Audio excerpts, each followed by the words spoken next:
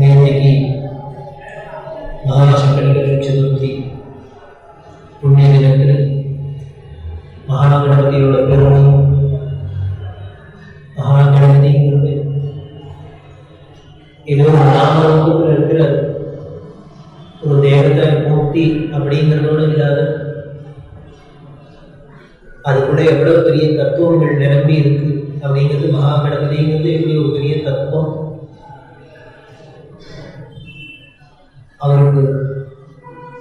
அவர்கிட்ட இருக்கிறதாகட்டும், அவருக்கு செய்கிற உபச்சாரங்களாகட்டும், வழிபாடாகட்டும், அத்தனையிலையும் எப்படி ஒரு தத்துவம் நிரம்பி இருக்கு அப்படிங்கிறத தெய்வத்தின் குரல் சொல்லத்தை பார்த்தோம்.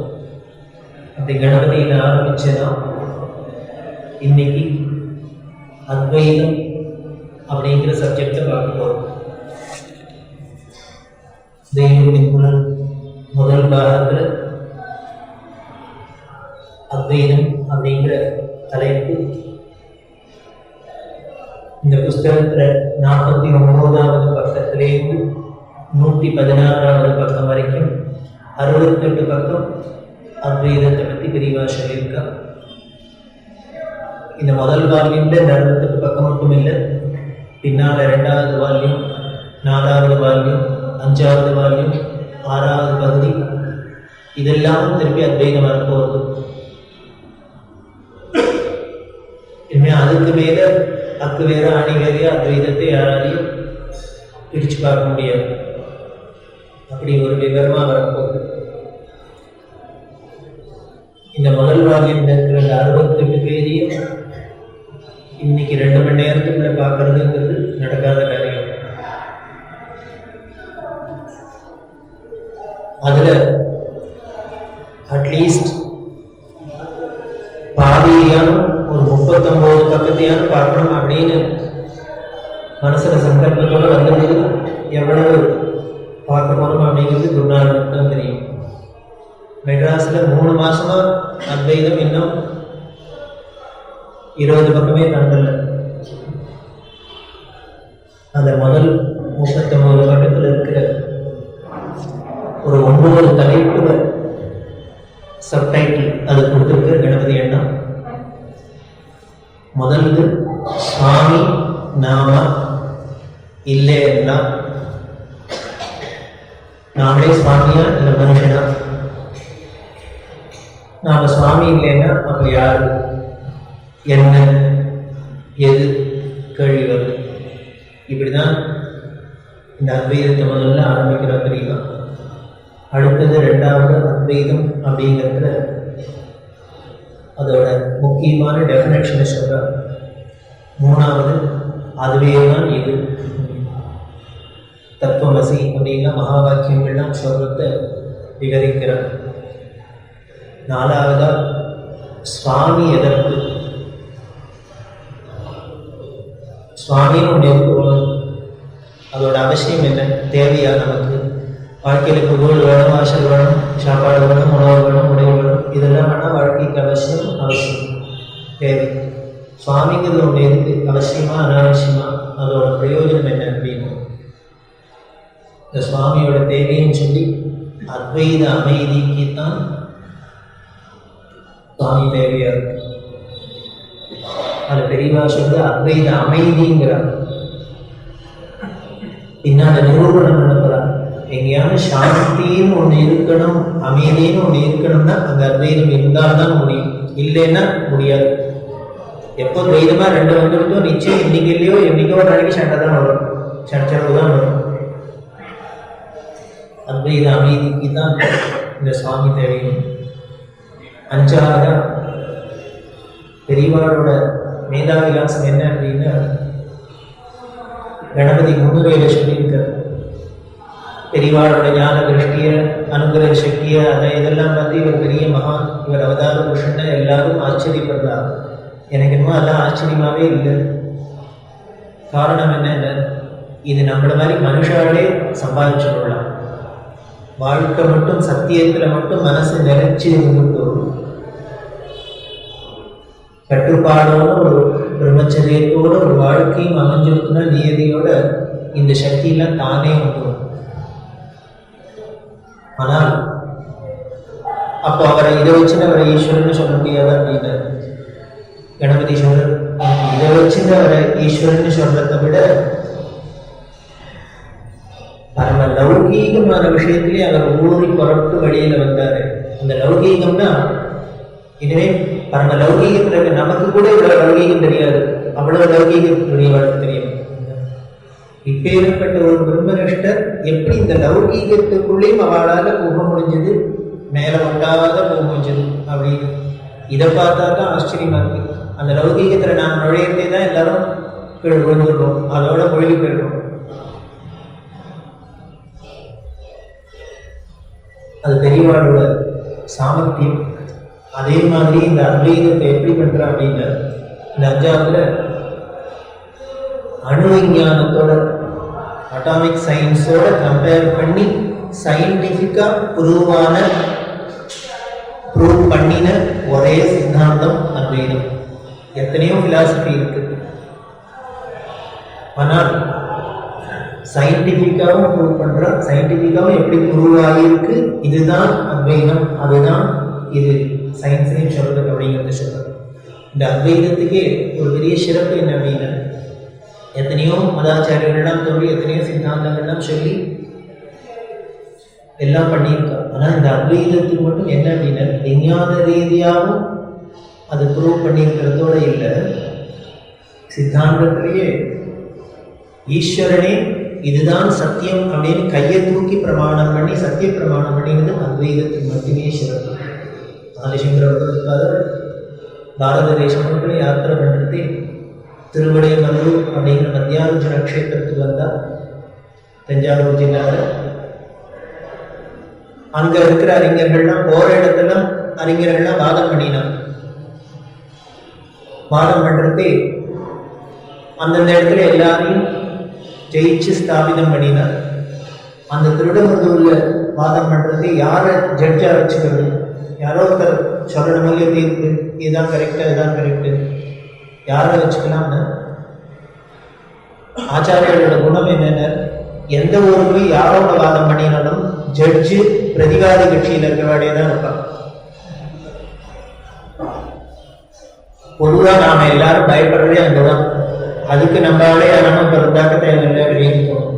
ஆச்சாரிய எடுக்காது அந்த துடி கூட நிற்பேன். கண்டன மிஷனோட வாதம் பண்றது அவர் கொண்டாட்டி யாருன்னு ஜட்ஜா வச்சுப்பாரு, எந்த அர்ச்சனாலும் ஏத்துக்கணும். ஏத்துனாருன்னா பரம சத்தியத்துல அவங்களோட நம்பிக்கை திடம். நம்ம சொல்றது சத்தியமா இருந்தா யாரா இருந்தாலும் தெரியதான் போகுது. அதனால இந்த பட்சபாதம்ங்கிறதே அதை பத்தியே பயப்படலை. இது மத்தியானத்தின் பிரச்சனை. நான் ஒருத்தரையும் கூட வச்சுன்னு வரல, என் ஜட்ஜு வேண்டாம், நாளைக்கு இவர் எனக்கு ஃபேவராக ஓட்டு போட்டான்னு நீங்களாம் சொல்ல வேண்டாம், நீங்களே யாரை ஜட்ஜா சொல்றீங்களோ அவளாக இருக்கட்டும். அவள்லாம் பார்த்தா எல்லாருமே சேர்ந்து சுவாமியே இருக்கட்டும் மகாலிங்கமே இருக்கட்டும், மத்தியார்ஜுனேஸ்வரே இருக்கட்டுமே, ஏன் இந்த வம்பு, என் கட்சி உன் கட்சி, எனக்கு ஃபேவர் உனக்கு ஃபேவர். சுவாமி சந்நிதியில் நின்று வாதம் நடந்தது, விசாரம் நடந்தது. கடைசியில் மத்தியார்ஜுன மகாலிங்கத்திலேருந்து வலது கையை தூக்கி அப்படி கையை வச்சுன்னு அத்வைதமேவ சத்தியம் அத்வைதமேவ சத்தியம் அத்வைதமேவ சத்தியம் 3 தரம் ஜட்ஜ்மெண்ட். இந்த கையை தூக்கி சத்திய பிரமாணம் பண்றதுங்கிறது இன்னைக்கு அமெரிக்காவில் பிரசிடென்டா ஓட்டுறதுக்குன்னா கையை தூக்கின்னு சத்தியம் பண்றாங்க. அது மாதிரி சுவாமி பண்ணிடுறது. இது வேற எந்த சித்தாந்தத்துக்கும் இல்லாத ஒரு பெரிய அங்கீகாரம். அதனால அதை நிரூபணம் பண்றார். 6வதா அழுக்கு நீங்க வழி அப்படின்னு. அழுக்கு என்ன அழுக்கு இருக்கு, அதை நீக்கிறதுக்கு என்ன வழி. 7வதா கண்டம் அகண்டம், இப்படி பிரிஞ்சு பிரிஞ்சு இருக்கிறதே எப்படி ஒன்னா சேர்ந்து இருக்கு அப்படிங்கிறது. அதுதான் தத்துவமசி அப்படின்னு எல்லாம் மகா வாக்கியங்கள் சொல்றது. அது ஒரு வேடிக்கை பாருங்க. மகா வாக்கியத்தில் சொல்லு தத் துவம், தத்து அது, துவம் நீ, அசி இருக்கிறார் அப்படிங்கிறது. தத்துவம் அசி அப்படின்னு வேதம் சொல்றது மகா வாக்கியத்தில். அதுவாகவே நீயே இருக்க அப்படின்னு. இப்ப என்ன ஆயிடுத்து, பரம அத்வைதத்து தானே இது சொல்றது, அதுவாக தான் நீ இருக்க அப்படின்னு சொன்னா அதானே. அதுக்கப்புறம் காலப்போக்கில் என்ன ஆயிடுதுன்னா கலோக்கியதா கூட பேச்சு வழக்குல கூட இந்த பிலாசபிக்கு தமிழ்ல என்ன சொல்லணும்னா தத்துவம் பேச ஆரம்பிச்சுட்டாங்க அப்படின்னு இந்த தத்துவம்ங்கிறது தான் மகா வாக்கியத்தை தான் தத்துவம்னு பிலாசபினாலே அத்வைதம் தான் அப்படிங்கிறாப்புலயே ஒரு வழக்கத்திலேயே வராப்புல ஆயிடுது. அப்படின்னா பரம பாமரால் கூட தத்துவம்னாலே பிலாசபி தான் அப்படிங்கிற அளவுக்கு மகா வாக்கியம் அதோட பெருமை. அதை சொல்ல கண்டம் அகண்டது. எட்டாவது நிறைந்த ஆனந்தம். ஆனந்தம்னா அன்இன்டரப்டடா இருக்கணும். சும்மா சித்த நேரம் சந்தோஷமா இருக்குது, சித்த நேரம் அழகு சிரிக்குது அப்படின்னு எட்டான எப்பொழுதும் ஆனந்தத்தில் இருக்கணும். அந்த நிறைஞ்ச ஆனந்தம் அது என்ன, அதை எப்படி அடைகிறது? ஒன்பதாவது கண்ணன் சொன்னான் கம்பனும் சொன்னான் அப்படின்னு இந்த அத்வைத சித்தாந்தத்தை பகவத்கீதையில பகவான் எப்படி சொல்றது, கம்பராமாயணத்தில் கம்பர் எப்படி சொல்றது அப்படிங்கிறத சொல்றார். இந்த 9 டாபிக்கு இன்னைக்கு கவர் பண்ணிடணும் அப்படின்னு நினைச்சிருக்கோம். நாம பார்க்கலாம். சுவாமி நாமம் இல்லை என்றால் நாமெல்லாம் யாரு? ஜீவனும் பிரம்மனும் ஒண்ணு அப்படின்னு ஆதிசங்கர பகவத்பாதர் சொல்ற. அப்படின்னா ஜீவனும் பிரம்மமும் ஒண்ணு அப்படின்னா நாமே தான் சுவாமின்னு அர்த்தம். பிரம்மம்னா பரமாத்மா அப்படின்னு ஒன்று சொல்றோம், ஜீவன்னா ஜீவாத்மா அப்படின்னு நம்மள சொல்லிக்கிறோம், மனுஷால சொல்றோம். நாமே தான் சுவாமி அப்படிங்கிறோம். ஆச்சாரியா அதில் தானே சொல்ற. இதுக்கு அர்த்தம் அதானே, நாம தான் சுவாமி அப்படிங்கிறது தானே அர்த்தம். ஆதிசங்கர பகவத்பாதால் இதை சொன்னதையே தான் இன்னொருத்தரும் சொன்னார். யாரு? ஹிரண்யகசிபு. ஹிரண்யகசிபு என்ன சொன்னா? நான் தான் சுவாமின்னு. ஆனால் என்ன எடுத்து வேடிக்கைங்க, அவன் நான் தான் சுவாமின்னு சொன்ன ஹிரண்யகசிபுல கிழிச்சு போடுறதுக்குன்னே சுவாமி வந்தார். ஒரு அவதாரம் எடுத்துன்னு வந்து 2ஆ பிரிச்சு போட்டார் அப்படின்னு. இது ஏன் அவர் போற வந்தேன்னா, ஆதிசங்கரும் நான் தான் சுவாமின்னு சொன்னேன், ஹிரண்யகசிபும் நான் தான் சுவாமின்னு சொன்னான். இவனை மட்டும் கிழிச்சு போட்டார், அவனை மட்டும் ஜெகத்குருவா வச்சிருக்காரு. காரணம் என்ன? அதுக்கு சொல்ற நான் தான் சுவாமின்னு ஆச்சாரியால் சொன்னதுக்கும் ஹிரண்யகசிபு சொன்னதுக்கும் வேற ஒண்ணும் இல்லை. சின்ன ஸ்லைட்டா பாவத்துல டிஃபரன்ஸ் வந்துடும், அவ்வளவுதான். 2 பேரும் வார்த்தையில ஒன்னாதான் சொன்னா, பாவம் மட்டும் மனசுல இருந்த எண்ணம் மட்டும் வித்தியாசமாக எடுத்து. ஹிரண்யகசிபு எதனால நான் தான் சுவாமின்னு, தனக்கு மிஞ்சி எதுவும் இல்லை, எல்லாத்துக்கும் மேல நாம தான், நமக்கு மிஞ்சி எதுவும் கிடையாது, நமக்கு மிஞ்சி இன்னொரு சாமியினோ இருக்கிறதா அப்படிங்கிற அகங்காரத்துல சொன்னார். ஆனால் ஆச்சாரியால் என்ன சொன்னார்னா, சுவாமியை தவிர வேற ஒண்ணு இல்லைங்கிறதுல பாகத்துல சொன்னார். இவன் தன்னை தவிர வேற ஒண்ணு பெருசா இல்லைங்கிற பாகத்துல சொன்னா, அவர் அவனை தவிர வேற எதுவும் இல்லைங்கிற பாகத்துல சொன்னார். அதான் வித்தியாசம். அப்போ ஜீவன் தனக்கு உள்ள இந்த அகங்காரத்தை அடியோட தொலைச்சுட்டா என்ன ஆயிடுன்னு, இவனே பிரம்மத்துல கலைஞ்சு லயமாகி பிரம்மமா ஆயிடும். இந்த நான்கிற ஒன்று, ஈகோ, அகங்கிற ஒண்ணுதான படுத்தாத படுத்துறதோடு இல்லை, உலகத்துல நம்மளை பாடுபடுத்தி நம்மளோட சேர்ந்து அடுத்த வாழ கஷ்டப்பட்டாலும் பரவாயில்ல, நம்ம சத்தியமான முடிவான பிரம்மத்திலேருந்தே நம்மளை பிரிச்சு இவ்வளவு பாடுபடுத்துறது, அது பேடுத்துன்னா அதுதான் விடுதலை, மோட்சங்கிறது. அது எப்படி அப்படின்னு, உதிரணியில ஒரு ஜலத்தை எடுக்கிறோம், இல்லையோ ஒரு டம்ளர்லையோ இல்லையோ குழந்தையோ எடுக்கிறோம். எடுத்தா அந்த உதிரணியில் இருக்கிற ஜலத்துக்கு எவ்வளவு சக்தி, அதுக்கு உண்டான சக்தி. ஒரு டம்ளர் ஜலத்துக்கு அதுக்கு உண்டான சக்தி. உதிரணி ஜலம்னா அங்கே பார்த்துட்டு போகுதுன்னா ஆச்சமனம் பண்ணுறதுக்கு வேணா முடியும், அதை வச்சு. டம்ளர் தண்ணின்னா தாகத்தை தீர்த்துக்க முடியும், குடம்பு தண்ணியாக இருந்தால் குளிக்கலாம். இப்படி அதை எடுக்கிற தண்ணிக்கு ஏற்றாப்புல அதோட சக்தியும் லிமிட்டடா இருக்கு. ஆனால் அப்படி இருக்கிற லிமிட்டட் சக்தியோட இருக்கிறவா தான் நாம் எல்லாம், இந்த ஜீவராசிகள் தான். இதே தண்ணி சமுத்திரத்துல இருந்ததுன்னா, சமுத்திரமா இருந்ததுன்னா எவ்வளவு அகண்டமா இருக்கு, எல்லை இல்லாத விரிஞ்சு இருக்கு. குளத்துல இருக்கிற தண்ணி முதுநீளத்தையும் அதே சமுத்திர ஜலம் தான், சமுத்திரத்துல இருக்கிறது அதே சமுத்திர ஜலம் தான். ஆனால் அதோட சக்தி என்ன, அதோட மகிமை என்ன, இதோட மகிமை என்ன, இதோட சக்தி என்ன? பார்க்கறதுக்கு ரெண்டும் தனித்தனி மாதிரி வித்தியாசமா தெரியுது. இதோட சக்தியே வேறையா இருக்கு, அதோட சக்தியே வேறையா இருக்கு. ஆனா மூலம் ரெண்டும் ஒண்ணுதான். அதுல இருந்துதான் இது வந்தது. அத மாதிரிதான் அந்த மகாசமுத்திரத்திலேருந்து தான் இந்த உத்தரணி ஜலம் வந்தது, இந்த டம்ளார் ஜலம் வந்தது. இந்த உத்தரணி ஜலம் தான் தனி என்கிற அகங்காரத்தை கரைச்சு கொடுத்தோம்னா, சமுத்திரத்தோட கலந்து கொடுத்தோம்னா அவ்வளவுதான், அதுவும் சமுத்திரமாயிடும். இந்த உதிர்நீர் எடுத்த தீர்த்தத்தை கொண்டு சமுத்திரத்துல கொட்டிட்டோம்னா அதுவும் சமுத்திரமாயிடுது. இப்ப உதிரணி தீர்த்தம்ங்கிற பேரும் நாமரூபமா கொண்டு சர்வமும் போயிடுது, அதுவும் மகாசமுத்திரமாயிடுது. நாம் சுவாமியா இல்லாட்டா, முதல்ல கேள்வி கேட்டாலும் நான் சுவாமியா, அதுக்கு பதில் சொல்லியாச்சு. ஆமா, நம்ம உதிரணி ஜலம் சமுத்திரத்திலேருந்து எடுத்த உதிரணி ஜலம் அப்படின்னு. இப்ப நான் சுவாமி இல்லைன்னா, நாம் சுவாமியா இல்லாவிட்டால் என்ன? அப்ப நாமெல்லாம் யாரு, எங்கேருந்து வந்தோம், நம்மள பண்ணினது யாரு, எது, இந்த கேள்வி எல்லாம் வருது. அப்படி ஏதோ ஒன்று பண்ணி எப்படி இருந்தோ வந்துடணும்னு வச்சுப்போம் ஒரு வாரத்துக்கு.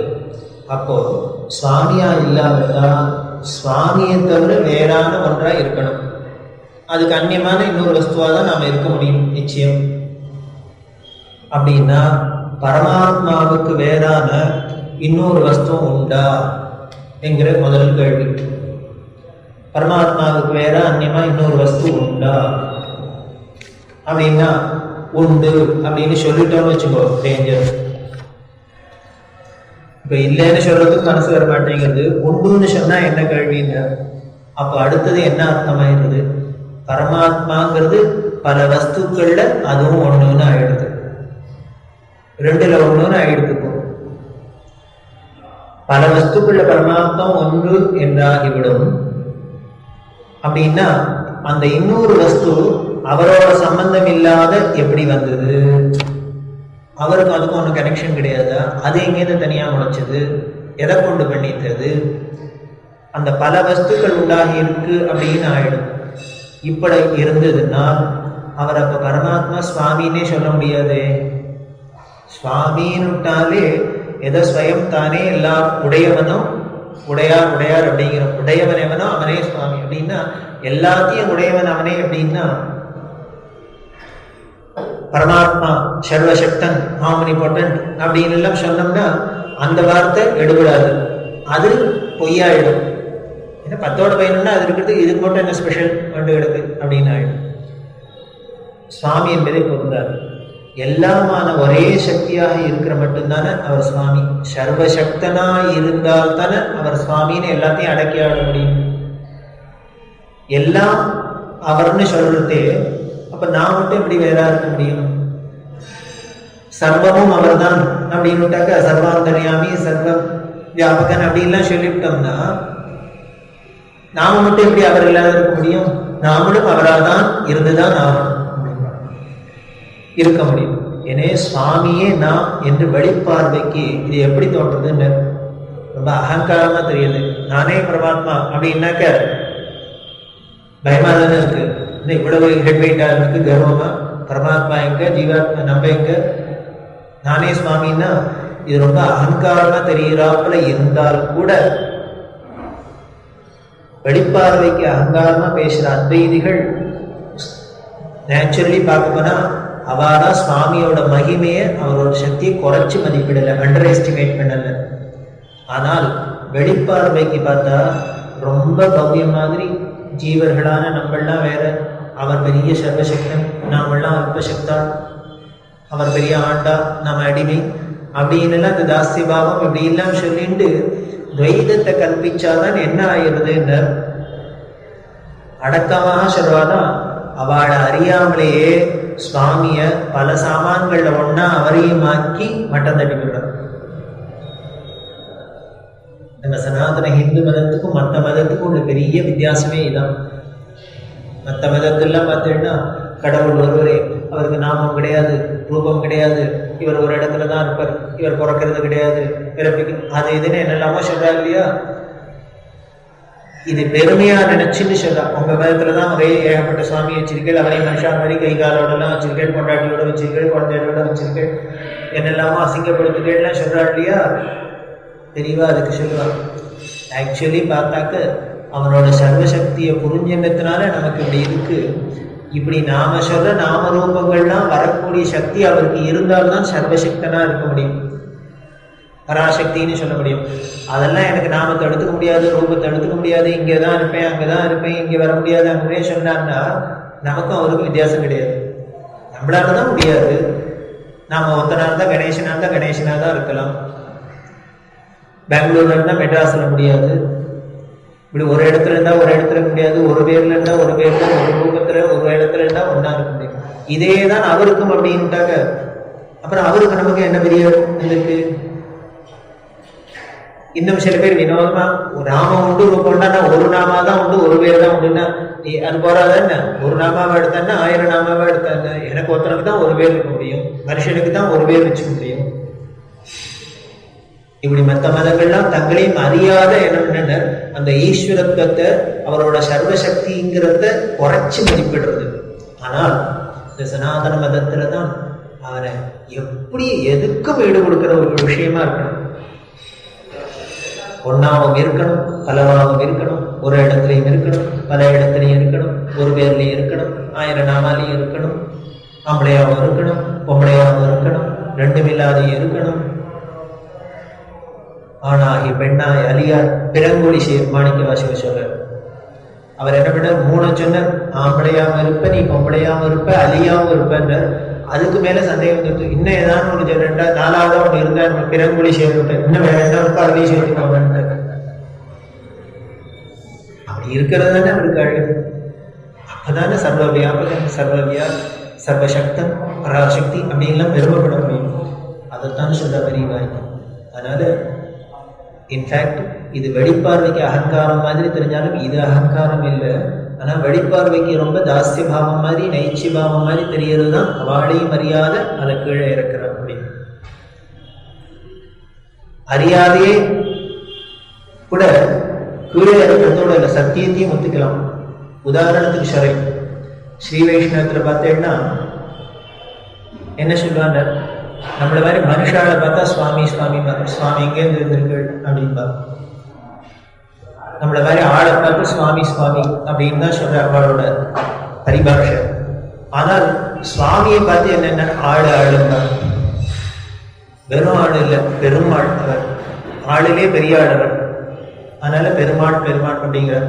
ஆளை பார்த்து சுவாமிங்கிறா, சுவாமியை பார்த்து ஆளுங்கிறா. அப்படின்னாலே என்னென்ன அதுதான் இது, இதுதான் அதுன்னு அர்த்தம். அவள் அறியாதே எப்படி இன்டர்சேஞ்ச் பண்ணி சொல்றாங்க, பரிபாஷையிலேயே இது அப்படியே கொண்டுருவார். அறியாத ஒருத்தருக்காங்க, சத்தியம் அப்படிதான் இருக்கும். இதெல்லாம் ரொம்ப ரசிப்பா பெரியவா. பெரியவாட்ட ஒரு ஸ்பெஷாலிட்டி அதுதான். இதுக்கு அந்த சமுத்திரமா இருக்கிற அவர் தான் ஆத்து ஜலம், குளத்து ஜலம், கிணத்து ஜலம், அண்டா ஜலம், சொம்பு ஜலம், உதிரணி ஜலம்னு வந்திருக்க. அந்த ஜலம் தன்னோட சக்தியை சின்ன சின்ன ரூபங்கள் எல்லாம் வெளிப்படுத்தி இருக்கு. அந்த பலவித ஜீவ ஜந்துக்களாக இருக்கு. இதுல மனிதனாகும் போது மட்டும் என்ன ஒரு விசேஷம்னா, பாப புண்ணியத்தை அனுபவிக்கக்கூடிய ஒரு நிலையையும், இந்த பாப புண்ணியத்திலேருந்து கடக்கிற ஒரு நிலையும் கொடுத்திருக்கு. வேற எந்த ஜீவராசிகளுக்கும் இந்த ஒரு ஸ்பெஷல் சலுகை கிடையாது. இது சலுகைன்னு சொல்லணும், தண்டனைன்னு சொல்லணும், ரெண்டும். இந்த பாப புண்ணியத்தை அனுபவிக்கவும் பாப புண்ணியம் கடைந்த நிலையில் தாமே ஆகிவிடவும் ஒரு வழி செஞ்சிருக்கார். அதுக்கு பேர் தான் 6th சென்ஸ்னு பேர். 6வது அறிவுன்னு கொடுத்ததுக்கு காரணம் என்னென்ன, இந்த பாப புண்ணியத்தை போக்கிக்கணும், அவர்கள் தான் நாம அப்படிங்கிற ஒரு பெரிய ஞானத்தை அடையணும் அப்படிங்கிறதுக்காக கொடுத்தது. மனிதனா அதுக்கு என்ன ஒண்ண வச்ச, மனசுங்கிற ஒண்ண வச்ச. மனிதனாகும் போது மனசு என்ன ஒண்ண கொடுத்து அதை பாவ புண்ணியங்களில் ஈடுபடுத்தி அந்த பலனை அனுபவிக்க செய்யறது. அந்த மனசையை எப்படி படைச்சார்? அழகா ஸ்டாண்டர்டா ஆணி அடிச்சாப்புல ஒரு விஷயமா வஸ்துவா படைச்சிருக்க கூடாதோ, அதை படைக்கல. என்ன பண்ணி தொலைச்சுட்டாருன்னு மனசை ஆடிக்கொண்டே இருக்கிற நிலையில கொண்டு போய் வச்சு விட்டார். அங்கதான் வந்தது விஷயமே. எதுக்காக அப்படி வச்சு அந்த ஆடாத சின்னதை வைக்க தெரியாதுன்னு அவருக்கு. நீங்க ஈஸ்வர சிருஷ்டியை எடுத்து பாருங்கோ, மற்றதெல்லாம் வேண்டாம், நம்ம மனுஷ சரீரத்தையே எடுத்துக்கோமே. என்ன அழகா ஒரு மெக்கானிசம் வச்சிருக்காரு. எந்த காலேஜில் போய் இன்ஜினியரிங் படிச்சாரு, என்ன பயாலஜி படிச்சார், என்ன பயோகெமிஸ்ட்ரி படிச்சார், என்ன பண்ணினார், எது அது 2 இருக்கணும், எது அது 1 இருக்கணும், எது அது எங்க இருக்கணும், கொஞ்சம் யோசனை பண்ணி பாருங்க. இங்க இருக்கிற காது இங்க இருந்ததுன்னா, இங்கேருந்து தொங்குற கை இங்கேருந்து தொங்கிருந்ததுன்னா, இங்க இருக்கிற வாய் இங்க இருந்திருந்ததுன்னா, ஏன் இப்படி எடுத்து சாப்பிட முடியாதுன்னு போட்டுக்கலாம். வைக்கிறது இல்லாம வச்சு உள்ளுக்குள்ள வைக்கிறது அதுக்கு மேல வினோதம் பண்ணியிருக்கு. இப்படி இல்லாம பண்ணி வச்சிருக்கு. அப்படி பண்ணினவருக்கு இந்த மனசை மட்டும் ஆடாத அசைங்காத வைக்கணும்னு தெரியாதன்னு வச்சிருக்க கூடாதோ? வச்சிருந்தாருன்னா என்னென்ன, இப்படி ஒரு விஷயமும் இல்லை. இந்த லோகம் லீலை பிரபஞ்சம் ஒன்றுமே கிடையாது.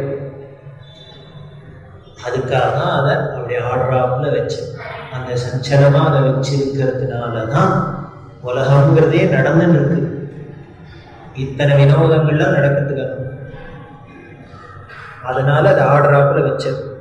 அப்படி ஆடிக்கொண்டிருக்கிற அந்த மனசுல எடுத்த எடுப்புலயே பாப புண்ணியம்லாம் இல்லாத நிலையை அடைஞ்சு அவரே நாம உணர முடியுமோ? இப்படி ஆடின்னு இருக்கிற ஒரு மனசை வச்சுட்டு எடுத்த உடனே ஆரம்பிச்ச உடனே இன்னைக்கே பிறந்த உடனே பாப புண்ணியத்தெல்லாம் கடந்து அவரே தான் தத்துவமசி அப்படின்லாம் உணர்ந்துட முடியுமா? முடியாது. அதனால அது என்ன ஆயிடுதுங்க, அவரே தான் நாம இருந்தாலும் கூட அதை நான் அனுபவத்துல உணர்வதற்கு என்ன பண்ணணும்? இது அனுபவத்துலதான் உணர முடியும். இப்ப தத்துவமசின்னு சொல்லிவிட்டதுனால, குரு வாயில உபதேசம் பண்ணிட்டதுனால காதுல உடனே அடுத்த நிமிஷம் ஆயிட முடியாது. அத சிஷ்யன் என்ன பண்ணணும், ஆவர்த்தி போட்டுட்டே இருந்து விசாரம் பண்ணணும். ஆத்ம விசாரம் பண்ணிட்டே இருந்து ஒரு நாளைக்கு அதுவேதான் நாங்கள் உணரத்தான் உணரலாம். சொல்றதே புரியுறாப்புல இருக்குமே வெளிய ஏற்க கூடாது. மனசு அவ்வளவு சொல்றதுக்கு உடனே அனுபவத்துக்கு வந்துடாது. அதை நாம உணரத்தான் முடியும் அப்படின்னு. அப்படி உணரணும். அது என்னைக்கு உணர்றது? இன்னைக்கு ஒரு நாளைக்கு எல்லாரும் உணர்ந்துதான் ஆகணும். என்னைக்கு உணர்றதுன்னு, அதுக்கு என்ன வழின்னு, அதுக்கு ஒரே வழி அவரோட அனுகிரகத்தை பிரார்த்திக்கிறது தான். இங்கதான் வைஷ்ணவம் வந்து வேடிக்கையா இருக்கும். இதை பார்த்தேன்னா முதல்ல எடுத்த எடுப்புல அத்வைதத்துல இருக்கும், அடுத்தது உடனே கீழே இறங்கி வைஷ்ணவத்துக்கு வரும், விசிஷ்ட அத்வைதத்துக்கு வரும், அதுக்கும் கீழே இப்ப துவைதத்துக்கும் வரப்போறது. வந்து இதுலேருந்து தான் கீழேந்து ஏறி ஏறிதான் போயாகணும். எடுத்த உடனே 7வது மாடியில போய் நில்லுன்னா முடியாது. கிரவுண்ட் ஃப்ளோருக்கு வந்து ஃபர்ஸ்ட் ஃப்ளோருக்கு போய் 6th ஃப்ளோர் போய் 7வது மாடிக்கு தான் போகணும். அதனாலதான் எல்லா சித்தாந்தங்களும் இன்னமும் நடைமுறையில நிற்கிறதுக்கு காரணம் என்னென்ன, அந்தந்த ஸ்டேஜ்ல அவாவாருக்கு என்ன புரிஞ்சுதோ அதைத்தான் சத்தியமா நினைச்சுக்கணும். இது மனுஷனோட ஒரு வீக்னஸ்ன்னு சொல்லலாம். எனக்கு தெரிஞ்சதுதான் சத்தியம், எனக்கு இது வரைக்கும் தான் கண்ணுக்கு தெரிஞ்சுன்னா இதோட உலகம் சரி அப்படின்னு நானாவே தீர்மானம் பண்ணிக்கிறது. அந்தந்த ஸ்டேஜ்ல அது சரி, அதை தாண்டி இன்னொரு ஸ்டேஜ் இருக்குங்கிறதையும் முதல்ல ஒத்துக்கணும். அங்கதான் நம்மளோட ஈகோ வந்து இருக்கும், ஒத்துக்காது, வாதம் பண்ணும். அது எப்படி இருக்க முடியும், எப்படி இருக்க முடியும், அதுதான் சொல்லும். அதுக்கு அவரோட அனுகிரகத்தை பிரார்த்திக்கிறோம். அந்த மகாபெரிய சுவாமி நாம் அல்ப ஜீவன், அவர் மகா சமுத்திரம், நாம உத்தரணி ஜலம் என்கிற எண்ணத்தோடு ஆரம்பத்துல பக்தி செய்துட்டே இருந்தோம்னா செய்ய வேண்டியவாடா இருக்கும். செய்ய வேண்டுமா வேண்டாமான்னு கிடையாது, வேற வழி கிடையாது. இதுதான் ஆரம்பிச்சார். எடுத்தோடனே A for apple, B for பால்னு தான் ஆரம்பிச்சார். அதுக்கப்புறம் தான் ஷேக்ஸ்பியருக்கு போக முடியும். சுவாமி கொடுத்துள்ள மனசு இப்போ நம்ம அவரிடமிருந்து வேதப்படுத்த, அவரே தான் கொடுத்துருந்த மனசை அது என்ன பண்ணிடுத்துன்னு அதுவே அவர்கிட்ட பிரிச்சு கொடுத்து நம்மளை வேதப்படுத்தி வச்சுடுத்து. இந்த மனசை எடுத்த இடத்துலயே போனா போகாது. யாரானும் மனசே போ அப்படின்னா போயிடுவாங்க, அப்பதான் டேஞ்சர். ஓன்னு எப்போ ஆரம்பிக்கிறோமோ அப்பதான் அது நன்னா ஸ்ட்ராங்கா நிற்கும். அதனால போனா போகாது. ஆகவே இந்த நிலையில இந்த மனசால அப்ப என்ன பண்றதுன்னு இதை வேற ஏதானும் தந்திரம் பண்ணி தான் அதை அடக்கியாகணும். இந்த மனசை என்ன பண்ணும்னு நீ அதோட நேருக்கு நேர் மோதி ஒன்னால ஒண்ணும் பண்ண முடியாது. வேற தினசா போய் ஏதோ பண்ணி தந்திரம் பண்ணி அதை இல்லாத பண்ணி விடலாம். அப்போ இந்த நிலையில இந்த மனசால அந்த குணமும் என்ன பண்றதுன்னு இந்த மனசோட குணமும் ஏதோ ஒண்ணு பிடிச்சிருக்கிறதே அதோட குணமா இருக்கும். ஏதோ ஒரு சிந்தனை மனசுல ஒரு எண்ணம் இல்லாத மனசே யாருக்கும் இல்லை. எதையோ ஒண்ணு நினைச்சுட்டே இருக்கு. அதை எதை பிடிச்சுன்னு கெட்டியா அந்த தேகத்தை பிடிச்சு நிறுத்தும்.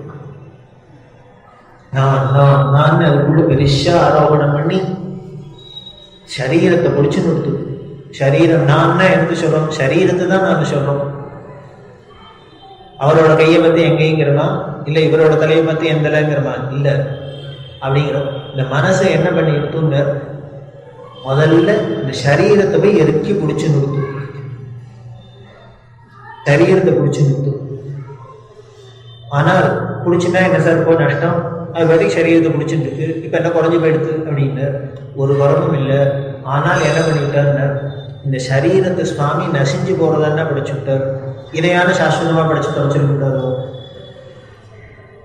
காத்தால இருந்தா சார் ஏதோ காப்பிக்கு தலையை தூக்கலங்கிறோம், அப்படி போறாப்புல வருது இல்லையா? இருந்தாலும் நேற்று வரைக்கும் கை இருந்தது, இன்னைக்கு கை இல்லை, நேற்று வரைக்கும் கண்ணு இருந்தது, இன்னைக்கு கண்ணு இல்லை அப்படின்னு நெசிஞ்சு போற ஒரு வஸ்துவா பிடிச்சிட்டார். அதனால என்ன வந்துடுறது, இந்த மனசு சரீரத்தை பிடிச்சிருந்தா ஒரு கஷ்டமும் இல்லைன்னு சொல்ல முடியாத என்ன பண்றது, இந்த நசிஞ்சு போற ஒன்றை பிடிச்சிட்டு அதால என்னத்தை நிம்மதி அடைய முடியும், என்னத்தை சந்தோஷத்தை அடைய முடியும், ஆனந்தத்தை அடைய முடியும். அதனால இந்த மனசுக்கு என்ன பண்ண, இந்த அழுகி போற பழத்தை பிடிச்சிருக்கு இல்லையா, இந்த அழுகி போற பழத்தை விட்டு எரிஞ்சுட்டு அழுகாத ஒரு பழத்தை கொடுத்தாக்க பிடிச்சிடும். அது புறம்பொலியோ இந்த கடையை விட்டுட்டு அந்த கடையை பிடிக்கும், ஏதோ இதை கொடுத்துட்டு அதை விட்டீங்கன்னா தானே பிடிச்சிடும். மாத்தா இன்னொன்னு ஆல்டர்னேட்டை கொடுத்தீங்கன்னா இது தானே முதல்ல பிடிச்சிருந்த விட்டுடும் மனசு. இந்த அழுக பழத்தை விட்டுட்டு அழுகா பழம் கிடைச்சாக்க குரங்கு அந்த அழுக பழத்தை கீழே போட்டுட்டு அழுகாத அந்த மதுரமான பழத்தை பிடிச்சிக்கும். அப்ப அழுகாத அந்த மதுரமான பழம் என்னென்ன, அவன் தான் பரமாத்மா. பழம் நீன்னு சொல்றோம்.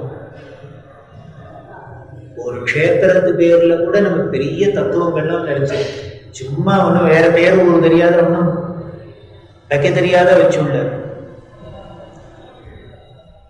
அது பேரே என்ன ஞானப்பழம் அப்படிங்கிறோம். மற்றதெல்லாம் அழுகக்கூடிய பழம், அஜ்ஞான பழம், அது ஒண்ணுதான் நமக்கு தான் ஞானப்பழம்.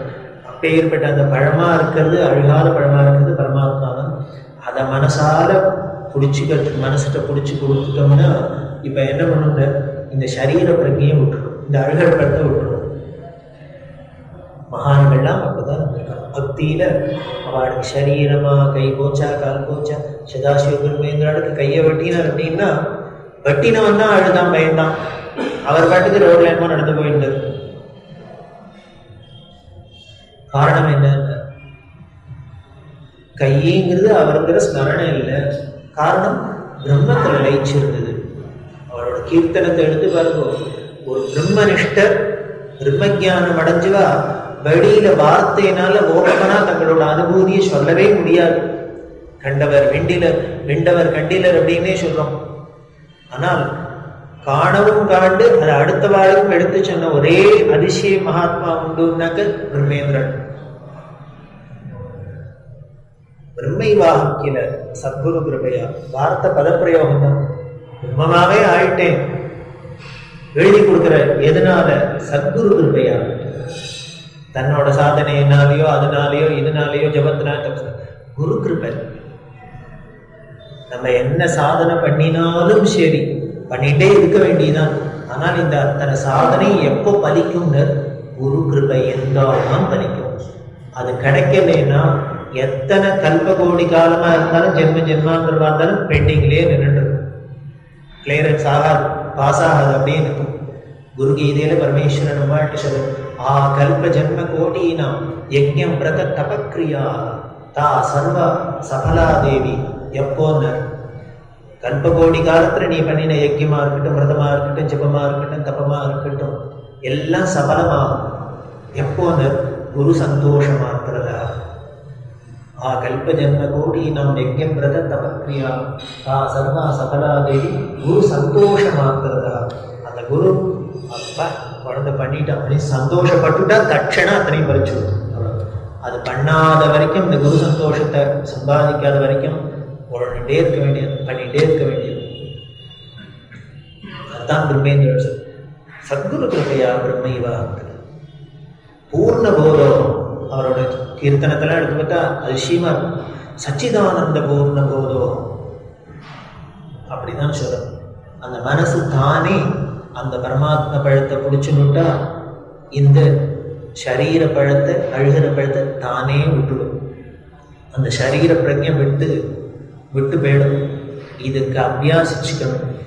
இதுக்கு என்ன வழின்னு இதுக்காகத்தான் பக்தி, பூஜை, க்ஷேத்ராடனம், பஜனை, யாகம், யஜ்யம் இப்படி சர்வமும் இந்த பக்தியாகட்டும் கர்மாவாகட்டும் எதனால வச்சுதுன்னு இந்த மனசுங்கிறது இந்த சரீர பிரஜையை விட்டுட்டு அந்த பகவத் ஸ்மரணையில ஈடுபடணுங்கிறதுக்காக தான், தோயணுங்கிறதுக்காக. அந்த சரீர பிரஜை அகங்காரம் அடியோடு போகணும் அப்படிங்கிறதுக்காக தான். அப்படி போயிட்டா அதில் என்ன ஆயிடுங்க, அப்புறம் அது பழுக்க பழுக்க பழுக்க பழுக்க அவர் பரமாத்மா, நாம ஜீவாத்மா, அவர் பெரியவர், நாம சின்னவர் அப்படிங்கிறது பேதெல்லாம் தானே கரைஞ்சு அத்வைதமாக ஆகிவிடுவோம். அப்புறம் தத்துவமசிங்கிறது அகம் பிரம்மாஸ்மி அப்படிங்கிறதுலாம் அப்போ தானே அனுபவத்தில் வந்துடும். அதைத்தான் அருணகிரி பிரார்த்திக்கிறது. நீ வேறெனாதிருக்கு, நான் வேறெனாதிருக்கு. முருகா நீ வேற நான் வேறேன்னு இருக்காத ஒரு நிலைமையை அனுகிரகம் பண்ணுகிற அத்வைத அனுபூதியை தான் கேட்குறது. நீ வேறெனாதிருக்கு, நான் வேறெனாதிருக்கு அருள்வாய் அப்படின்னு அந்த அருணகிரியார் பாடு அனுபவத்தை அடையலாம் அப்படிங்கிறார். அத்வைதம், அத்வைதம்னா எல்லாருக்கும் தெரியும்.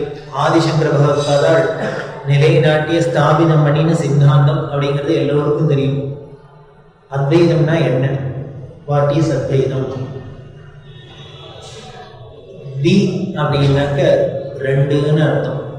சம்ஸ்கிருதத்துல தினாக்க ரெண்டுன்னு அர்த்தம். பெரியவாட்டோட குணம் என்னென்ன, அத்வைதம்னா என்ன, அதுக்கு டெஃபினேஷன் கொடுத்தோம். அடுத்தது அப்படியே போயிட்டு இருக்க மாட்டார். உடனே என்ன பண்ணுங்க, இந்த தீங்கிறதுக்குள்ளேயே உடனே எல்லா ஆராய்ச்சியும் ரிசர்ச் வந்துடும். உடனே மொழி ஆராய்ச்சி வந்துடுது. இங்கே தீன்னா ரெண்டு, இங்கிலீஷ்ல கூட டூன்னு சொல்றா ரெண்ட. இந்த த்ரீ தான் இங்கிலீஷ்ல டூ ஆயிருக்கான் இவரோட ரிசர்ச். அது எப்படி அப்படின்னா, த்ரீல உள்ள இதுன்னு சொல்றோம் இல்லையா, அதுதான் இங்கிலீஷ்ல டூ ஆயிடுது. இதுன்னு போடணும்னா டின்னு தான் போடணும். ஆனா இங்க டீன்னு இருக்கு. இந்த டி வந்து இது வந்து இட்டா இருக்கு. எப்படி ஆச்சுன்னு இந்த டூல உள்ள இட்டு ஆகிட்டு உச்சரிப்புல டூன்னு சொன்னா கூட டீக்கு அப்புறம் என்ன ஸ்பெல்லிங் வருதுன்னா டபிள்யூ வருது. இதை வச்சுன்னு தான் இந்த டிங்கிறது டூ ஆயிருக்குன்னு இவரோட ரிசர்ச். டூனா டி ஒன் போட்டா கூடாதோ, ரெண்டுக்கு டி டபிள்யூ ஓன் போடுற காரணம் என்னன்னு, வீல அந்த இதுக்கு பதிலா போட்ட டீய போட்டா இந்த இவ்வு வருது, அதுக்கு போனோம். இந்த வகாரத்துக்கு பதிலா டபிள்யூ போயிடுது. அதனால டி டபிள்யூங்கிறது தான் அந்த டிங்கிறது வந்துருக்கு. இந்த ஸ்பெல்லிங்ல கூட டிக்கு அப்புறம் டபிள்யூ தான் வருது. இந்த டபிள்யூக்கு என்ன சப்தம்னா பா சப்தம் தான். டபிள்யூ இருந்தாலே வே சப்தம் தான் வரும். அதனால வீல உள்ள வே தான் இங்கே டபிள்யூ ஆயிடுது. டி தான் டூ, ரெண்டு ஆட்டும். துவைதம்னா ரெண்டு, ரெண்டு உண்டு அப்படின்னு நினைக்கிறது. ஆனால் அத்வைதம்னா அத்வைதம் அப்படின்னா ரெண்டு இல்லைன்னு அர்த்தம். அத்வைதம்னா ஒண்ணுன்னு சொல்லலை, ரெண்டு இல்லை, அவ்வளவுதான். எந்த ரெண்டு இல்லை அப்படின்னா, இப்ப சுவாமின்னு ஒருத்தர் இருக்கார், அவருக்கு இரண்டாவதா ஜீவர்கள்னு நாம இருக்கோம் அப்படின்னு நினைக்கிறோம் இல்லையா? இதுதானே பொதுவா எல்லாருக்கும் இருக்கிற பாவனை. இருக்கு. இப்படி ரெண்டு இல்லவே இல்லை. இந்த ரெண்டு இல்லை, சுவாமிங்கிற பிரம்மன் என்கிற ஒரே சத்திய வஸ்து புறம்பா அதுக்கு அந்நியமா வேற எதுவுமே இல்லை. அது தவிர ரெண்டாவதா இன்னொன்னு வஸ்து இல்லை. அப்படிங்கிறதான் அத்வைதத்தோட முக்கியமான லட்சியம். அந்த ஒன்றே தான். அப்ப இப்படி பலவா தெரியறதே, என்னமோ ஒண்ணுதான் கிரேட். ஆனா இங்கேயே பார்க்குறோம், 50 பேர் உட்காந்துருக்கும், 100 பேர் உட்காந்துருக்கும், 10 சாமான் இருக்கு, 20 சாமான் இருக்கு. இது எப்படி ரெண்டு இல்லைன்னு ஆக முடியல. எப்படின்னா அந்த ஒண்ணுதான் மாயா சக்தியினால இத்தனை ஜீவர்கள் மாதிரி தோன்றது. இது வெறும் வேஷம். அது எப்படி சார் தோண முடியும்? ஒன்னே இப்படி பலவா தோண முடியுமாங்க? அது தோண முடியும்னு நிரூபணம் பண்றதுக்காகத்தான் பார்க்கிறோம். சினிமாவில் பார்க்கிறோம், ஒரு நடிகனே பல வேஷம் போட்டாலும் உள்ளே இருக்கிற ஆள் மொத்தம்தான், ஒரே ஆள் தான். சினிமாவை பத்தி நாம் ஏதோ ரொம்ப சாதாரணமா நினைச்சுருக்கோம், இது ஏதோ பொழுதுபோக்கு அப்படின்னு. அதோட சத்தியத்தை இந்த உலகத்துல பார்த்தீங்கன்னா, பிரபஞ்சத்துல இருக்கிற எதுவுமே ஒரே லட்சியம் தான் அதோடது. அதுக்குள்ள ஒரு தத்துவம்னு ஒன்னே ஒண்ணுதான் இருக்கு. என்னென்ன இந்த அத்வைதத்தை எஸ்டாப்ளிஷ் பண்றதுக்கு தான். இந்த சினிமாக்கே பெரிய தத்துவம் தான் அது. என்ன பண்றோம் அப்படின்ற அதுலதான் நானாவித விசித்திரங்களா வண்ண வண்ணமா பாட்டு, சிரிப்பு, ஆட்டம், குத்து எல்லாம் வருது. எங்க வருதுன்னு இது அத்தனையும் ஒரு வெள்ள திரையில வருது. இத்தனை நானாவித வர்ணஜாலமும் எதுல தெரியுதுன்னு மொத்த திரையில தெரியுது. எப்போ தெரியுதுன்னு லைட் அணைச்சிட்டு இருட்டு வந்தாதான் அது தெரியும்.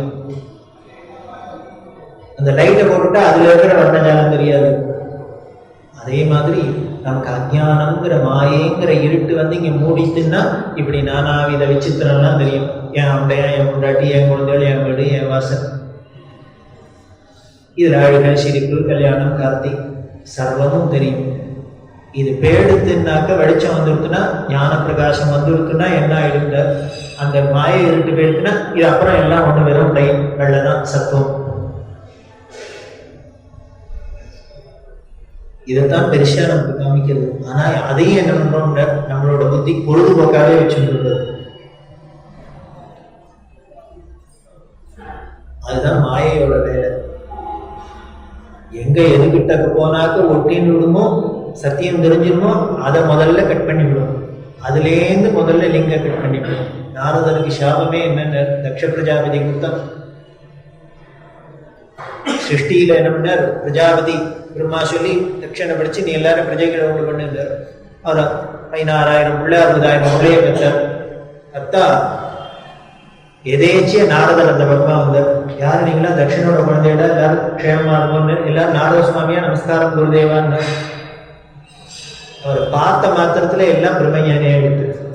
நாரதர்னா நம்ம ஏதோ கலகக்காரன்னு ஏதோ வேற நிமிஷம் சித்தரிச்சு. நாரதரை போல பிரம்மஜானி கிடையாது. வியாச பூஜையில முதல் பூஜையை நாரதருக்கு பூஜை பண்ணுவார். ஜாதகம். அதனாலதான் நாரதர்கிலே எத்தனை கீர்த்தனை பாடி இருக்குன்னு தெரியுமோ. கனடால ஸ்ரீநாரத சரசீவர் அப்படின்னு ஒரு கீர்த்தனை ரொம்ப அற்புதமா இருக்கும்.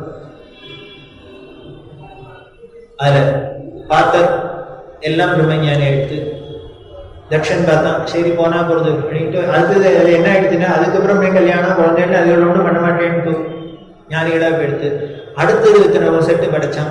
அதெல்லாம் திரும்பி வந்து பார்த்தார். அதுவும் அப்படியே எடுத்து கோபம் வந்துருது தட்சனுக்கு. நான் மெனக்கிட்டு சிரமப்பட்டு படிச்சு எல்லாருங்கிறேன், நீ வரவாழ்ல பார்த்த மாத்திரத்துல ஞானியா பெற உடனே சபிச்சான்.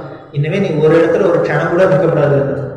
இப்படி 5 நிமிஷம் வந்து நீ குழந்தை எல்லாம் எடுத்துக்கிட்ட ஞானத்தை கொடுத்து ஒரு இடத்துலயும் ஒரு லோகத்திலையும் நிற்கக்கூடாது, அலைஞ்சிட்டே கிடான்னு கொடுத்துட்டான்.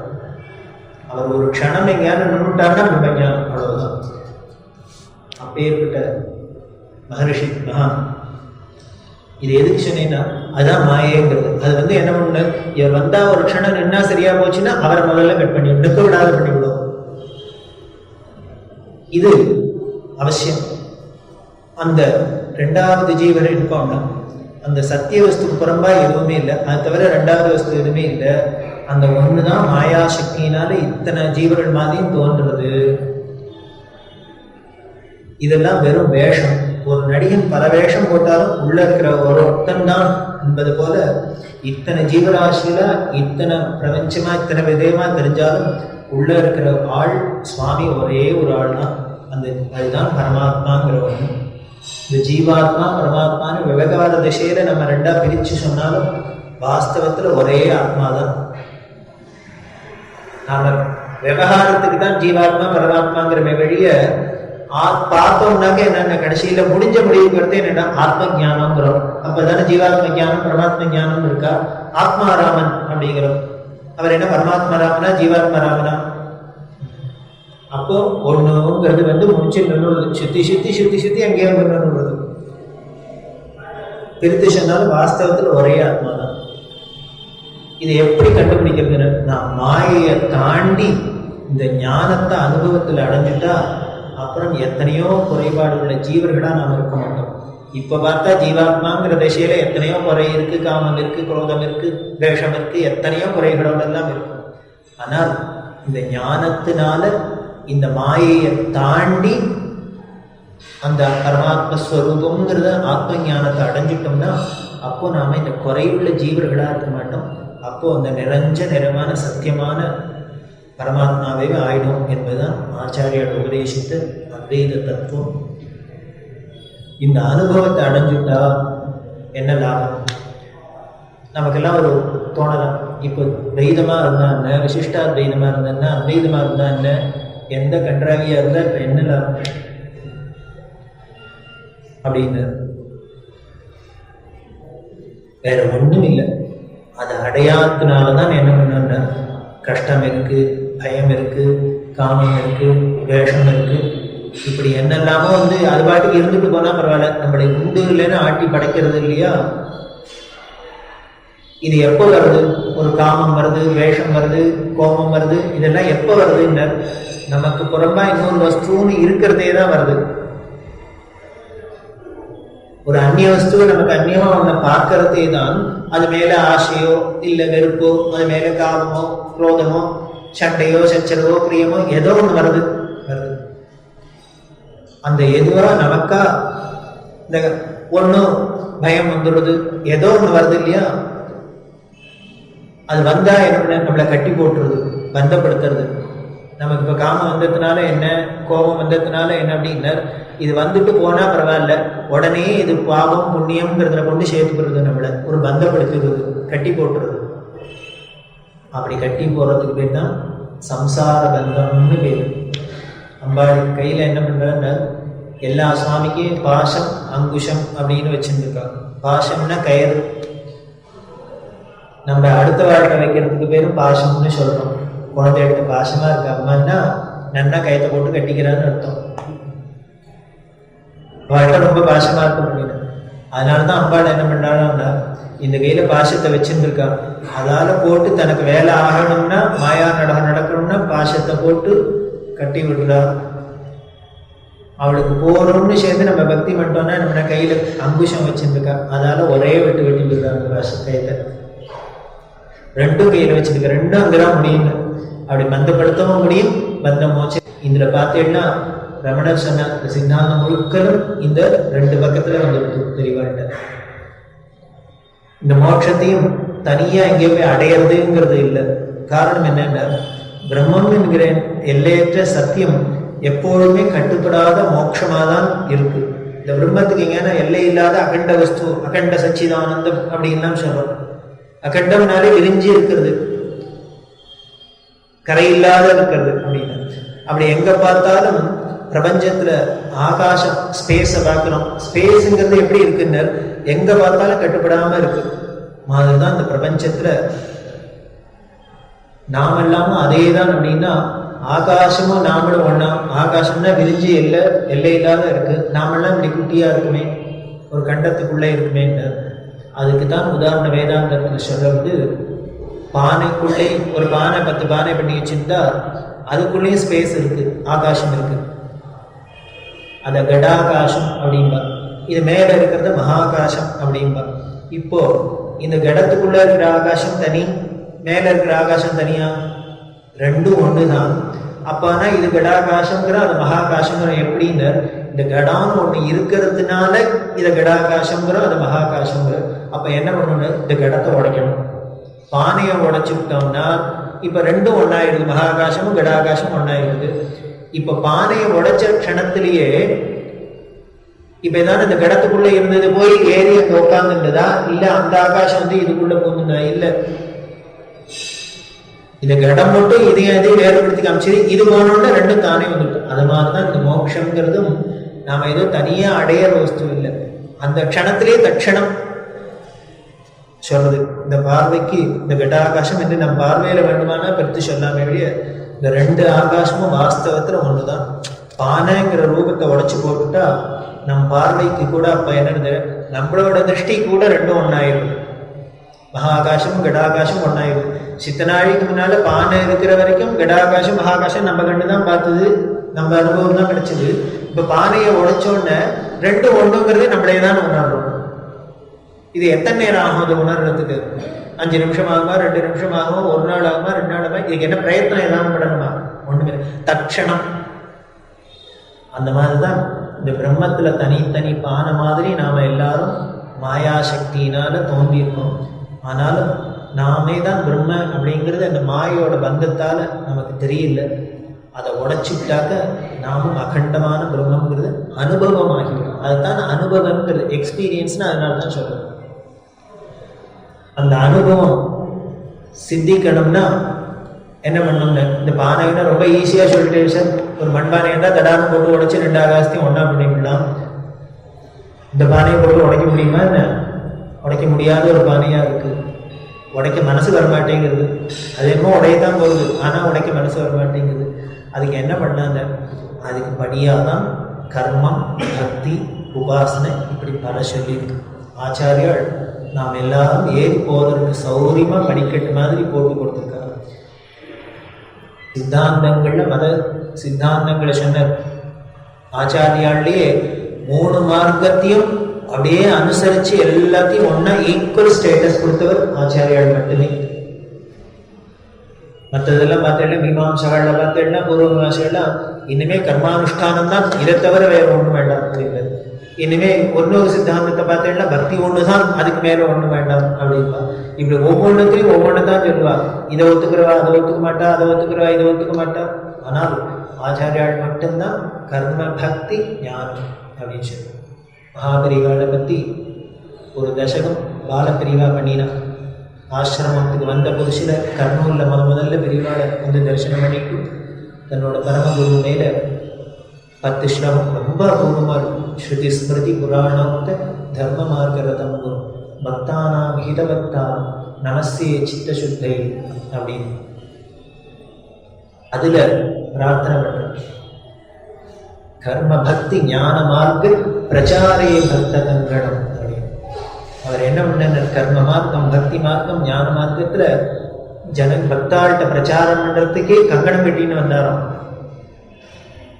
இதுல வேடிக்கை என்னென்ன, இதுல ஒன்று குறைஞ்சாலும் விஷயம் வராது, ரிசல்ட் வராது. நாம என்னமோ நினைச்சுட்டு இருக்கோம். உடனே ரொம்ப வேதாந்தியா ஆயிட்டோம்னா என்ன பண்ணுவோம், ஞான மார்க்கத்துல போயிட்டோம்னா இதெல்லாம் வேண்டாம் சார், சந்தியாவந்தனம் வேண்டாம், ஸ்நானம் வேண்டாம், ஜபம் வேண்டாம், தவம் வேண்டாம் அப்படின்னு ஆரம்பிச்சிடும். இதுக்கு வந்துட்டா கர்மா வையும், கர்மாவுக்கு வந்துட்டா பக்தியை வையும், பக்திக்கு வந்துட்டா அதை வையும். இப்படி ஒண்ணுக்கு ஒண்ணு வையும். ஒண்ணுக்கு ஒண்ணு வேண்டாம்னு நமக்கு தோணி போயிடும். இதுதான் பெருசுங்கிறாருக்கு தோணி போயிடும். ஆனால் இதுல 3த்துல 1 குறைஞ்சாலும் இல்லை, 1த்துல அதோட அளவு குறைஞ்சாலும் விஷயம் வராது.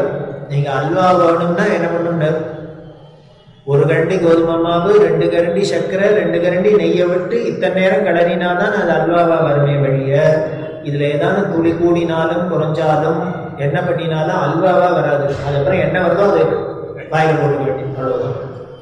அது மாதிரிதான் இந்த 3 வழியிலையும் அது அதுக்கு சொன்னபடி இருந்தால்தான் மோட்சம்ங்கிறது கேரண்டி. இல்லைன்னா அப்புறம் நாம என்ன அடைஞ்சோமோ அதான் மோட்சம்னு கற்பனை பண்ணிக்க வேண்டியது, திண்டாட வேண்டியது. அதனால்தான் ஆச்சாரியார் நாம் எல்லாரும் ஏறி போகிறதுக்கு இப்படி சௌரியமா இந்த உபாயங்களை அனுஷ்டிக்க சொன்னா. நான் பார்ப்பவையாவும் ஒன்றுதான் நினைனேன். ஆனால் இதெல்லாம் பண்றதே என்ன பண்ணுங்க, கர்மானுஷ்டானம் பண்ணாலும் சரி, பக்தி பண்ணினாலும் சரி, ஞான விசாரம் பண்ணினாலும் இதையெல்லாம் இந்த உபாயங்களை நாம் அனுஷ்டிக்கிற போதே நாம் பார்ப்பவை யாவும் ஒன்றுதான் என்ற நினைப்பு நமக்கு உள்ளுக்குள்ளே இருந்துட்டே இருக்கணும். அந்த அண்டர் கரண்ட் மாதிரி இந்த எல்லாம் ஒண்ணுதான் எல்லாம் ஒண்ணுதான்ங்கிற நினைப்பு ஓடிட்டு நீ அப்புறம் அக்னியே ஸ்வாஹா ஹரிநாராயண எத்த சொன்னாலும் பலிக்குமே வழிய இதை விட்டுட்டு அந்த பாவம் இல்லாத பண்ணினா இத்தனை விவகாரங்கள் வரத்துக்கு இத்தனை சத்சங்கம் நடக்கிறதையும் எத்தனையோ குணம்னால போறது இல்லையா? காரணம் என்னென்ன? அந்த உள்ளுக்குள்ள இருக்கிற வேண்டிய ஜீவன் உள்ள கரண்ட் இல்லை. அது போகாததுனால வெறுமன வெளிபாவனையா நடக்கிறதுனால இதுவே விபரீதத்தை கொடுத்துடுது. எதனால நாம சத்கதியை அடையணுமோ, மேல எலிவேட் ஆகணுமோ, நம்மளோட அழுக்கு போகணுமோ, அதுவே இன்னும் குளிக்கிறதுக்கு போயிட்டு இன்னும் சேத்தவாரி பூசிட்டாப்தான் இருக்கு. அதுதான் சொல்றாங்க. ரொம்ப முக்கியமான விஷயம் இதுதான்.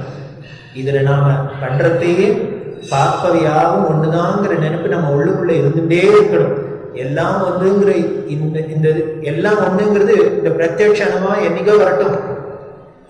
பார்த்ததெல்லாம் எல்லாம் ஒண்ணுதான், அதுவும் நான் தான் இதுவும் நான் தான் வந்துருமான்னு அந்த பாவம் வந்துருமா?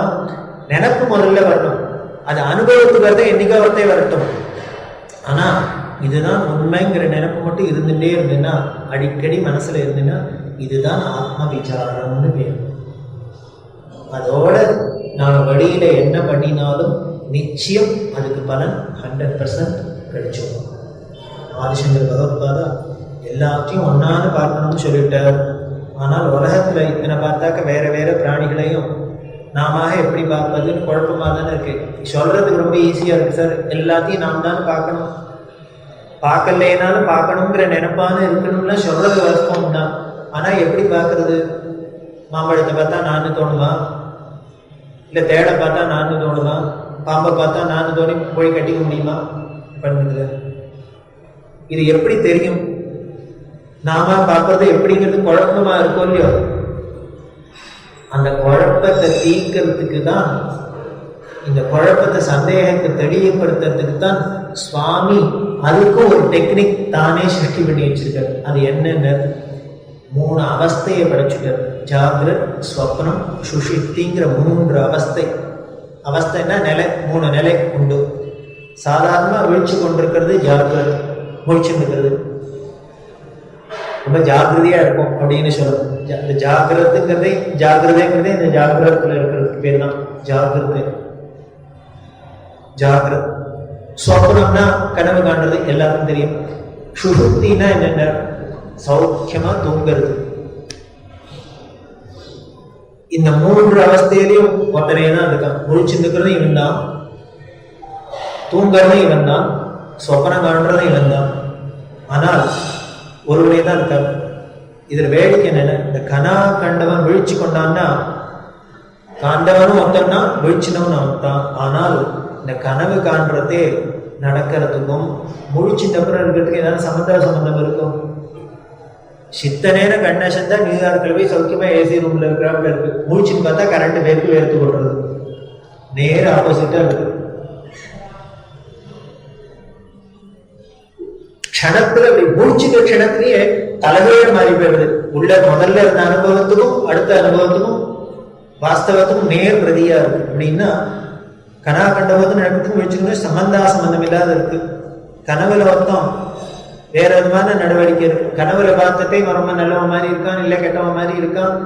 முடிச்சுட்டு பார்த்தா வேற தினசா இருக்கு, வேற விதமா இருக்கான்.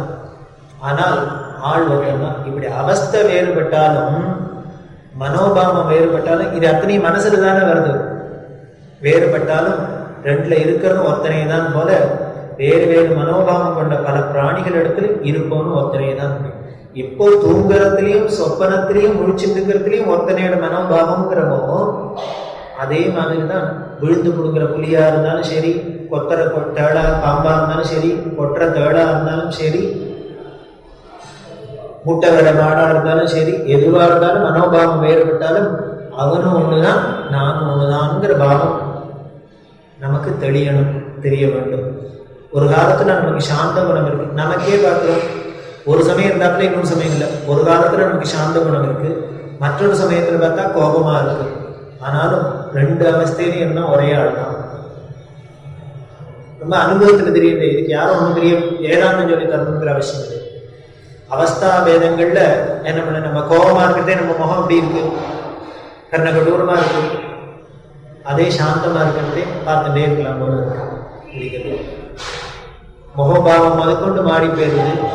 குழந்தையா இருக்கும், 1 வயசு குழந்தையா இருக்கிறதே நம்ம எப்படி இருந்தோம், 5 வயசுல எப்படி இருந்தோம், 50 வயசுல எப்படி இருக்கோம், 80 வயசுல எப்படி இருக்கும் அப்படின்னா குழந்தையே கிழமாகிறது போதே தேகம் எல்லாம் கூட உருத்தெரியாத மாதிரி போயிடுது.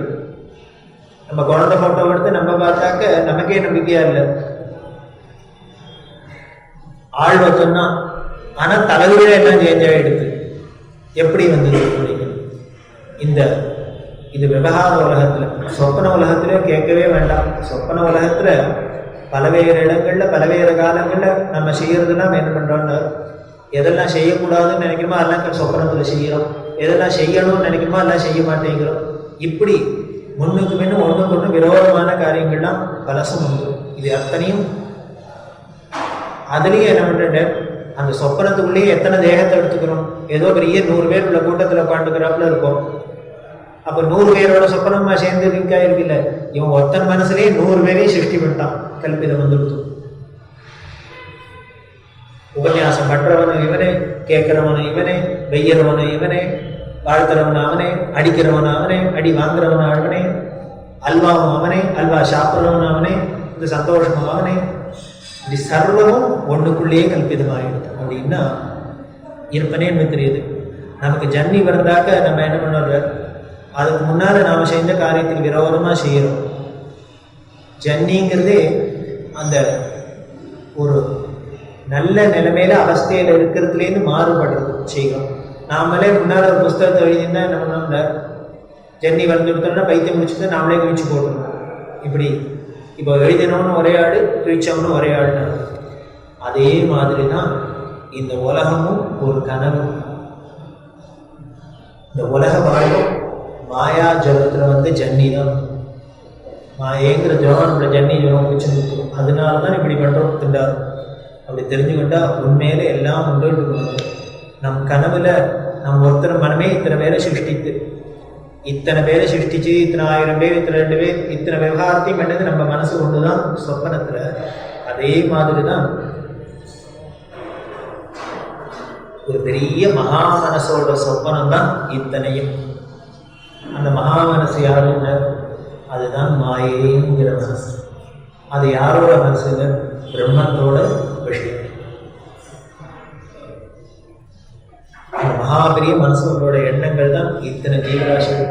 அதாவது ஸ்ரீரங்கத்தோட தத்துவமே அதான். சுவாமிய பெருமாட நீங்க கொஞ்சம் யோஜனை பண்ணி பார்க்கணும். நாம யாரான்னு நினைச்சு பார்க்கணுமா, அதே சிவன் ஆடுறாப்புலையும் வச்சுட்டு விஷ்ணு தூங்குறாப்புல வச்சுருக்காரு, பரமேஸ்வரன் தூங்குறாப்புலையும் விஷ்ணு ஆடுறாப்புலையும் வைக்கப்படாதா, ஏதாவது மாற்றப்படாதா? நீங்க பெருமாள்னாலே உடனே பார்க்கடல்ல பள்ளி கொண்டிருக்க தூங்குஞ்சின்னே வச்சுருக்கோம். அதுதான் சொல்லு மகாமனசு. ஸ்ரீரங்க கஷேத்திரத்தோட மகிமையே அதான். அந்த பிரம்மம் அதோட மனசுல மாயைங்கிற தூக்கத்துல லயிக்கிறதே அந்த மனசுல கற்பிதம் பண்ணப்பட்டுதான் இத்தனையும். என்னதான் இருந்தாலும் ஒரு மனுஷனுக்கு ஹார்ட் தானே முக்கியம். அதுதானே. அதே மாதிரிதான் எத்தனை க்ஷேத்திரம் இருந்தாலும் ஸ்ரீரங்கம்ங்கிறது முக்கியமா இருக்கும். ஹிருதயஸ்தானம் மாதிரி அந்த பிரம்மத்தோட மகா மனசு, அந்த மகா மாயைங்கிற அதோட மனசு தான். அதுல தோன்றிய சொப்பனம் தான் இத்தனையும், இத்தனை கூட்டும். மற்றும் உலகத்துல வெவ்வேறு தேகத்துல இருந்தாலும் வாஸ்தவத்துல உள்ளே இருக்கணும் வேறாகி விட மாட்டான். இப்படி தேகம் வேணா தனித்தனியா இருக்க வழிய உள்ளுக்குள்ள இருக்கிற வஸ்து ஒண்ணுதான் இருக்கும். எப்படி சொப்பனத்துல பலவிதமான ஆட தோணினாலும் உள்ளுக்குள்ள இருந்தது கல்பிதிச்சது நம்ம தான், அதுக்கு ஆதாரமா இருந்தே நம்ம மனசுதானோ அதே மாதிரிதான் இருக்கும். அந்த ஒருவனை நம்ம அடுத்தால் வேறொருவன் நம்ம அடிப்பதாக நினைப்பு தப்பு. இது ரொம்ப உபதேசம் பண்றது. இதெல்லாம் சொல்லிவிட்டு எதுக்குன்ற, அதனால சொல்றேன் இருப்பது ஒண்ணுதான். அதனால யாராலும் ஒருத்தரை நம்ம அடிச்சுட்டாக்க அவன் நம்மளை அடிச்சுதான் நினைக்கிறது தப்பான். பேசினாலே தேவை. அவரான மறுகண்டத்தை தான் காமியில்லை. இவர் அடிக்கிறவனே நீ தான் மாலை போடுகிறார். அதை விட ஒன்று போயிட்டு நம்ம நாமே அடிச்சு கொள்கிறோம் தான் சத்தியமா. அவர் சம்பளம் வாங்கிட்டா நான் தான் வாங்கினேன்னு நினைச்சுதான் பரவாயில்ல. இது சத்தியம் இல்லை என்றால் அல்ல சுவாமி அல்லது பிரம்மத்துக்கு புறம்பா இன்னொன்று இருக்க வேண்டும்.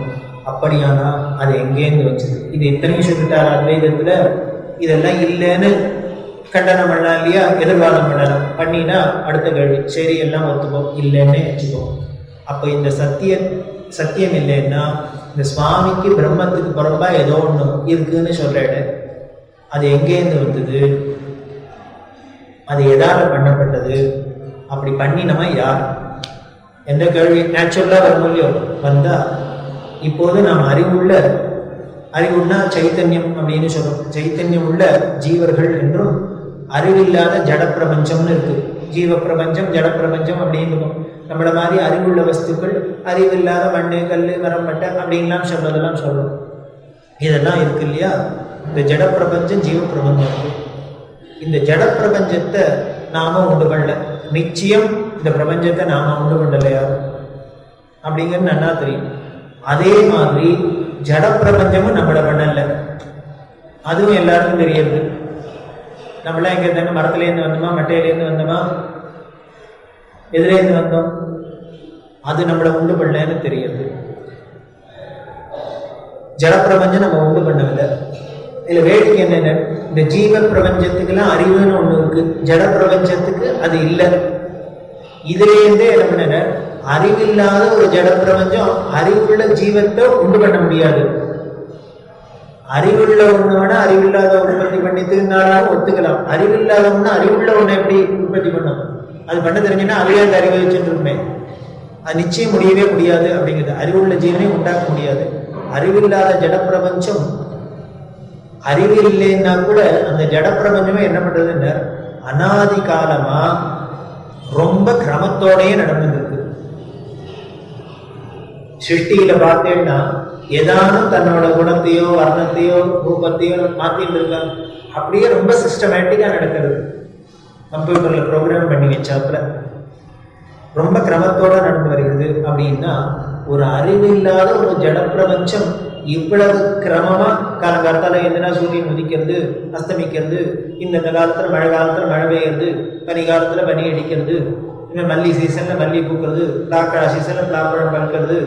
பிளாப்பழம்னா இப்படிதான் திரிப்பா இருக்கும், மாம்பழம்னா இந்த வாசனை இருக்கும், இந்த திரிப்பு இருக்கும். எங்கேருந்து வந்தது? ஏன்னா மாமரத்துக்காகவே தோணுமா நம்ம இந்த வாசனை அடுத்து வரும்?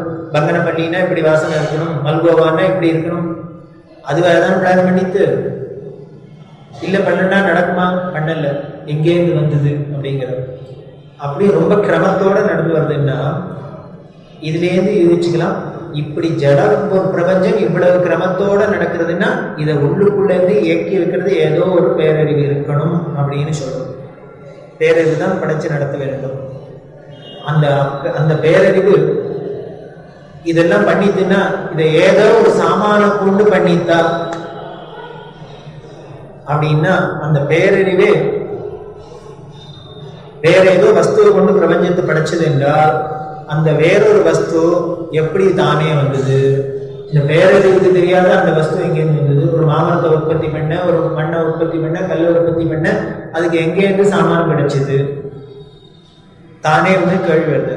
அதனாலதான் அத்வைதத்தை சொல்லு அந்த பேரறிவே தான் இப்படி தன்னைத்தானே ஜட பிரபஞ்சமாகவும் காட்டிக்கொள்றது என்றாகிறது. அப்புறம் இந்த ஜீவர்கள் இருக்கிறோமே, நாம உண்டானோம். ஜீவராசிகள் ஒவ்வொரு இனமும் ஒரே விதமான சுபாவம் குண விசேஷத்தோட சரீர அமைப்போடு இருக்கு. ஆடுன்னா இப்படிதான் இருக்கணும், ஆடுகாடு குட்டையா வருவாது, மாடுன்னா இப்படிதான் இருக்கணும், கழுதைன்னா இப்படிதான் இருக்கணும், மனுஷன்னா இப்படிதான் இருக்கணும், ஆம்பளைன்னா இப்படிதான் இருப்பா, பொம்பளைன்னா இப்படிதான் இருப்பா. இவ்வளவு கிரமமா இருக்கே.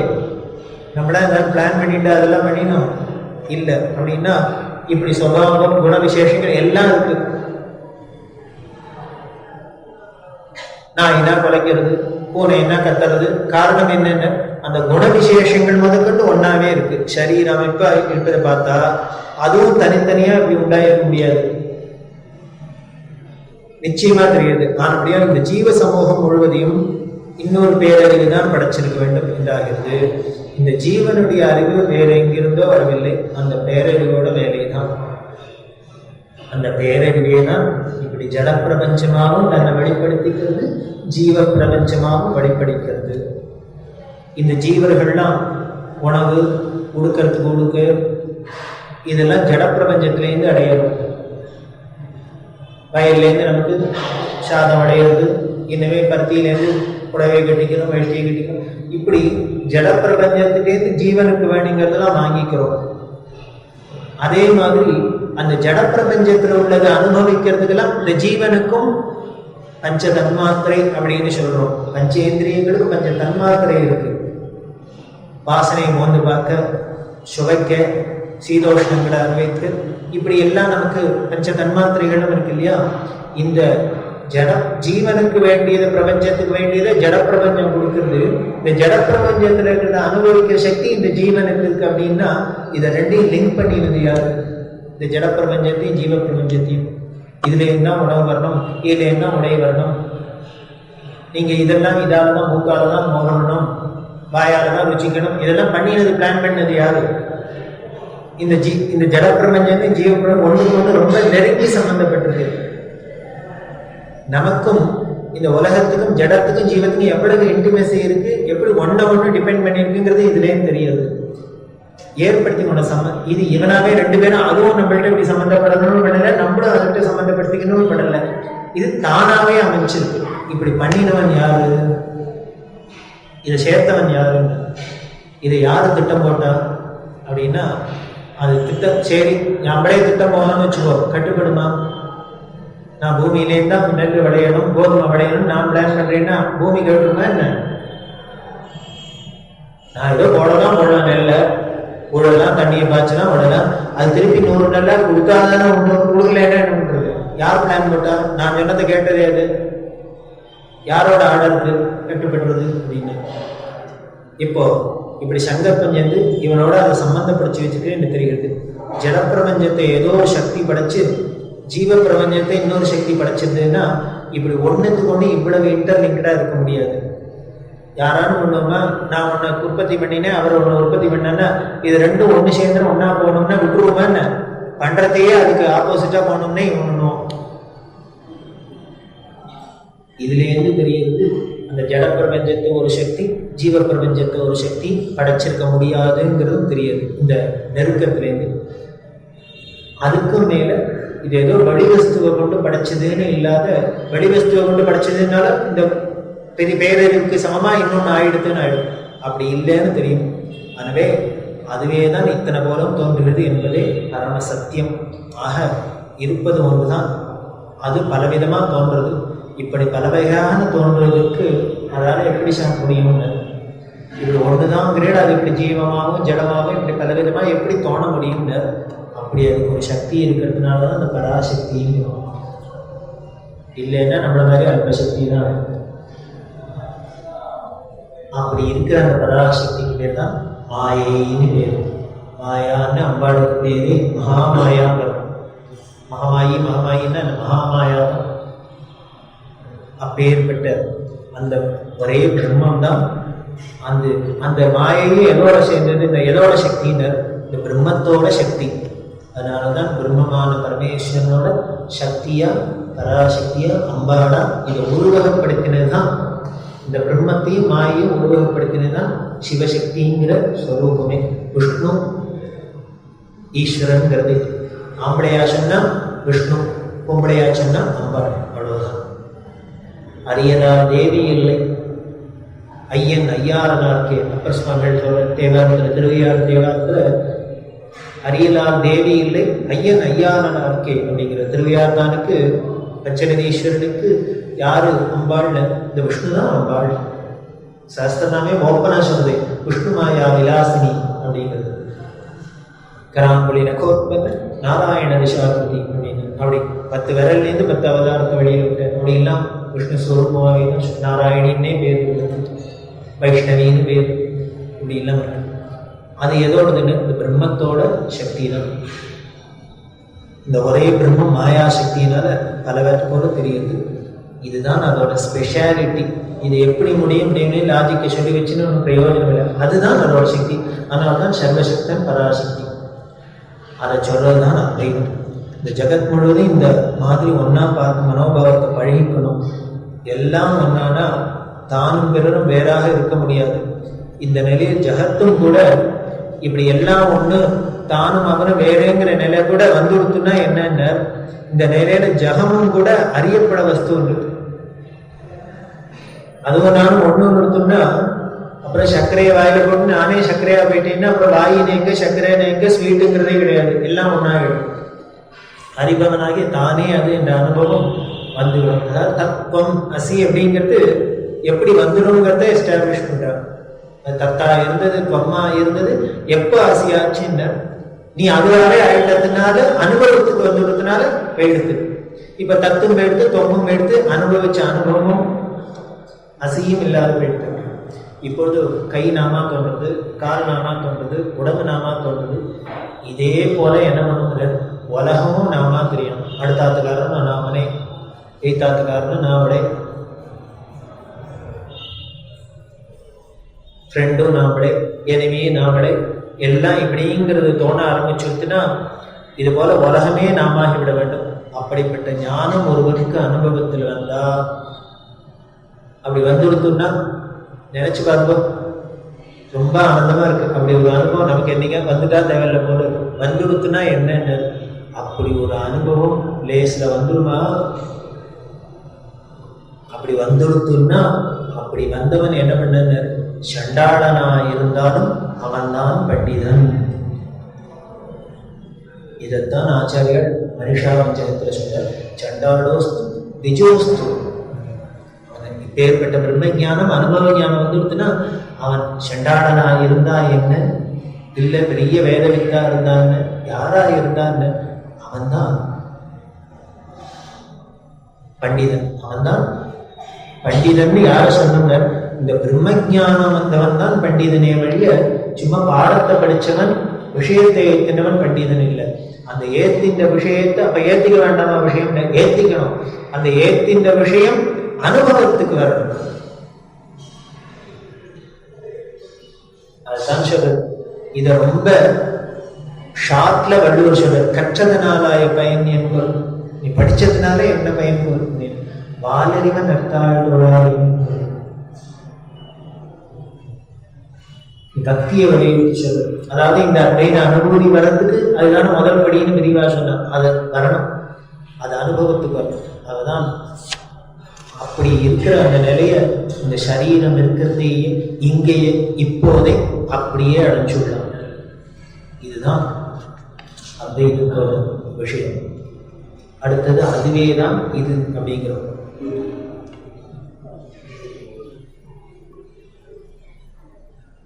ஒரு கோயிலுக்கு ஒரு வாகனம் பண்ற தச்சன் போயிருந்தான். தச்சன்னா ஆசாரி, மரவேலையெல்லாம் செய்வான். அவன் என்ன பண்ணா, தன்னோட சின்ன குழந்தைய அழிச்சுன்னு போயிருந்தான். அவன் அந்த கோவிலுக்கு யானை வாகனம் பண்ணிட்டு இருக்கான். அப்படின்னா ரொம்ப தைரியந்த சிற்பி, எதை பண்ணினாலும் தத்ரூபமா அப்படியே நேரம் வந்து அது நிற்கிறாப்புல இருக்கும். அப்படிலாம் இருப்பாளா அப்படின்னா இருந்திருக்கா. திருவாரூர்ல 108 திருவிளையாடல் தியாகராஜ சுவாமி பண்ணினது. மதுரையிலேயானும் 64 திருவிளையாடல் தான். இங்க 108 திருவிளையாடல் தியாகராஜ சுவாமி பண்ணது. அதுல ஒரு திருவிளையாடல் வரும். ராஜா என்ன பண்ண சொல்லியிருந்தாருன்னா, நல்ல யான வாகனம் பண்ண சொல்லியிருந்தார். ஒரு பெரிய இது மாதிரி தச்சனை கூப்பிட்டு பண்ணியிருந்தார். ராஜா வந்து பார்த்துட்டு பிரமிச்சு போயிட்டான். என்ன நிஜமாவே யானையா இருக்கே அப்படின்னு. தியாகராஜாவை ஏற்றி வச்சாச்சு. 4 ராஜ வீதியில அப்படி வளம்பி கோபுர வாசல் வந்தோன்னா ராஜா புறப்பட்டான்.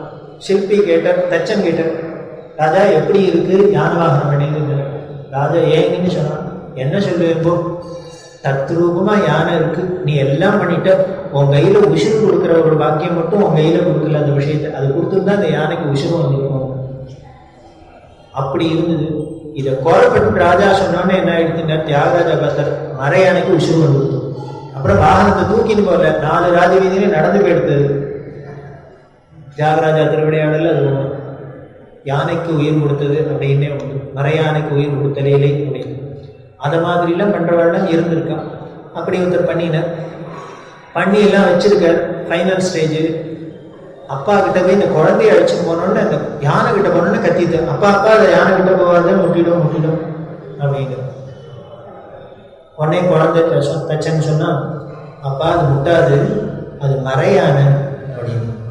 பயப்படாத, அது ஒண்ணும் இல்லை, யானை மாதிரி இருக்கே வழிய அது உயிரெல்லாம் கிடையாது, மறையான, அதனால அது முட்டாது அப்படின்னு. இது சமாதானம் பண்ணினோன்னா அப்புறம் தான் யானை கிட்ட இந்த குழந்தை தைரியமா போச்சு அப்படின்னு. இந்த குழந்தைக்கு அந்த வாகனத்தை பார்த்தோன்னே என்ன தோணித்து? அசல் யானையாவே தோணித்து. அப்போ அது அசல் யானைன்னு தோணிட்டே என்ன ஆயிடுத்துனர், இது மரம்ங்கிற ஞானம் எடுத்து, அறிவு எடுத்து. ஆனால் யானைங்கிறது இப்போ இவன் அது மரம்னாலும் காமிச்சு கொடுத்தோன்னே என்ன ஆயிட்டுங்கிறது யானைங்கிறது எடுத்து. இப்ப மரம்ங்கிறது போறதே யானைங்கிறது, மரம்ங்கிறது ஞாபகம் இருக்குது, யானைங்கிறது தெரியல. இப்ப யானைங்கிறது தெரியட்டு, மரம்ங்கிறது தெரியல. இப்படி ஒரு வேடிக்கை இருக்கு இல்லையா? இந்த கதையை எதுக்கு பெரியவா சொல்றாங்க? வேற ஒண்ணும் இல்லை, பெரியவா சொல்லல, திருமூலர்ங்கிற ஒரு பெரிய மகா அவர் சொல்ற இத பாட்டா சொல்ற.